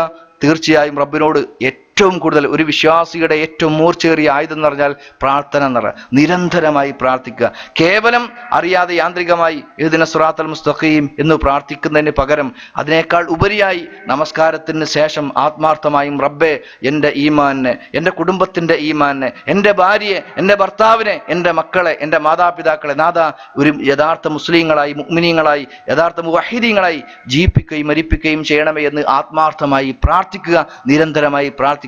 ഹിദായത്ത് ആർക്കെങ്കിലും നൽകാൻ അള്ളാഹു ഉദ്ദേശിച്ചിട്ടുണ്ടെങ്കിൽ തീർച്ചയായും നൽകും. അങ്ങനെയെങ്കിൽ ഈ ദുനിയാവ് രക്ഷപ്പെട്ടു, പരലോകത്തോ നമുക്ക് വിവരിക്കാനില്ലാത്ത സുന്ദരമായിരിക്കുന്ന സൗഭാഗ്യങ്ങളാണ് നമ്മൾ കാത്തിരിക്കുന്നത്. റബ്ബ് സുബ്ഹാനഹു വ തആല നമ്മളെ അനുഗ്രഹിക്കുമാറാവട്ടെ. നാഥ നിന്നിൽ വിശ്വാസമർപ്പിച്ചുകൊണ്ട് അതുപോലെ തന്നെ അമൽ സ്വാലിഹാത്തുകൾ നിർവഹിച്ചുകൊണ്ട് ഈ ദുനിയാവിൽ സുന്ദരമായി സമാധാനത്തോടുകൂടെ സന്തോഷത്തോടുകൂടെ കുടുംബത്തോടുകൂടെ ജീവിക്കുവാനും അതുപോലെ തന്നെ ഈമാനോടെ മരണപ്പെട്ട് നാളെ പരലോകത്ത് റബ്ബേ നീ വാഗ്ദാനം ചെയ്യപ്പെട്ട കുടുംബത്തോടൊപ്പം സ്വർഗത്തിൽ പ്രവേശിക്കുന്ന ആ ഉത്തമരായിരിക്കുന്ന മുത്തഖീങ്ങളുടെ കൂട്ടത്തിൽ ഞങ്ങളതിൽ ഉൾപ്പെടുത്തി അനുഗ്രഹിക്കണേ തമ്പുരാനെ. നാഥ ഞങ്ങളുടെ കൂട്ടത്തിൽ ഞങ്ങൾ പ്രയാസം അനുഭവിക്കുന്ന ഒരുപാട് ആളുകളുണ്ട്. ഒരുപക്ഷെ ഞങ്ങളുടെ മാതാപിതാക്കളായിരിക്കുന്ന ആളുകൾ, അതുപോലെ തന്നെ ഭാര്യ സന്തതികൾ ഒരുപാട് മാരകമായ രോഗങ്ങളോ മാനസികമായിരിക്കുന്ന പ്രശ്നങ്ങളോ സാമ്പത്തികമായിരിക്കുന്ന യാതനകളോ പ്രയാസങ്ങളോ ഒക്കെ അനുഭവിക്കുന്ന ഒരുപാട് ആളുകളുണ്ട്. നാഥ പ്രയാസം വേദനയാണെങ്കിലും അതെല്ലാം ദൂരീകരിക്കുകയും സമാധാനത്തോടുകൂടെ ഇവിടെ ഈ ദുനിയാവിലും അതിനേക്കാൾ ഉപരി പരലോകത്തും സമാധാനം ഐശ്വര്യവും കാംക്ഷിക്കുന്ന ലഭിക്കുന്ന യഥാർത്ഥ മുത്തഖീങ്ങളുടെ കൂട്ടത്തിൽ ഞങ്ങൾ ഉൾപ്പെടുത്തി അനുഗ്രഹിക്കണം തമ്പുരാനെ.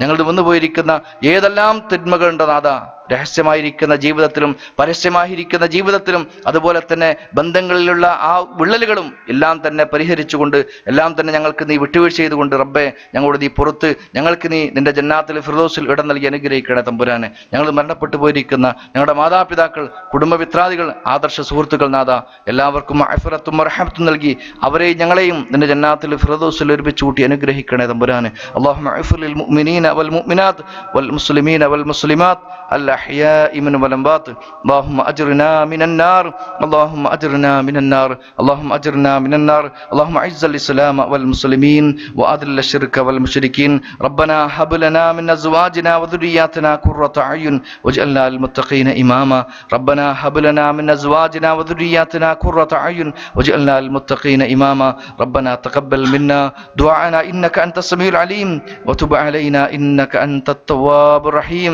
واغفر لنا يا غافر المذنبين والحمد لله رب العالمين.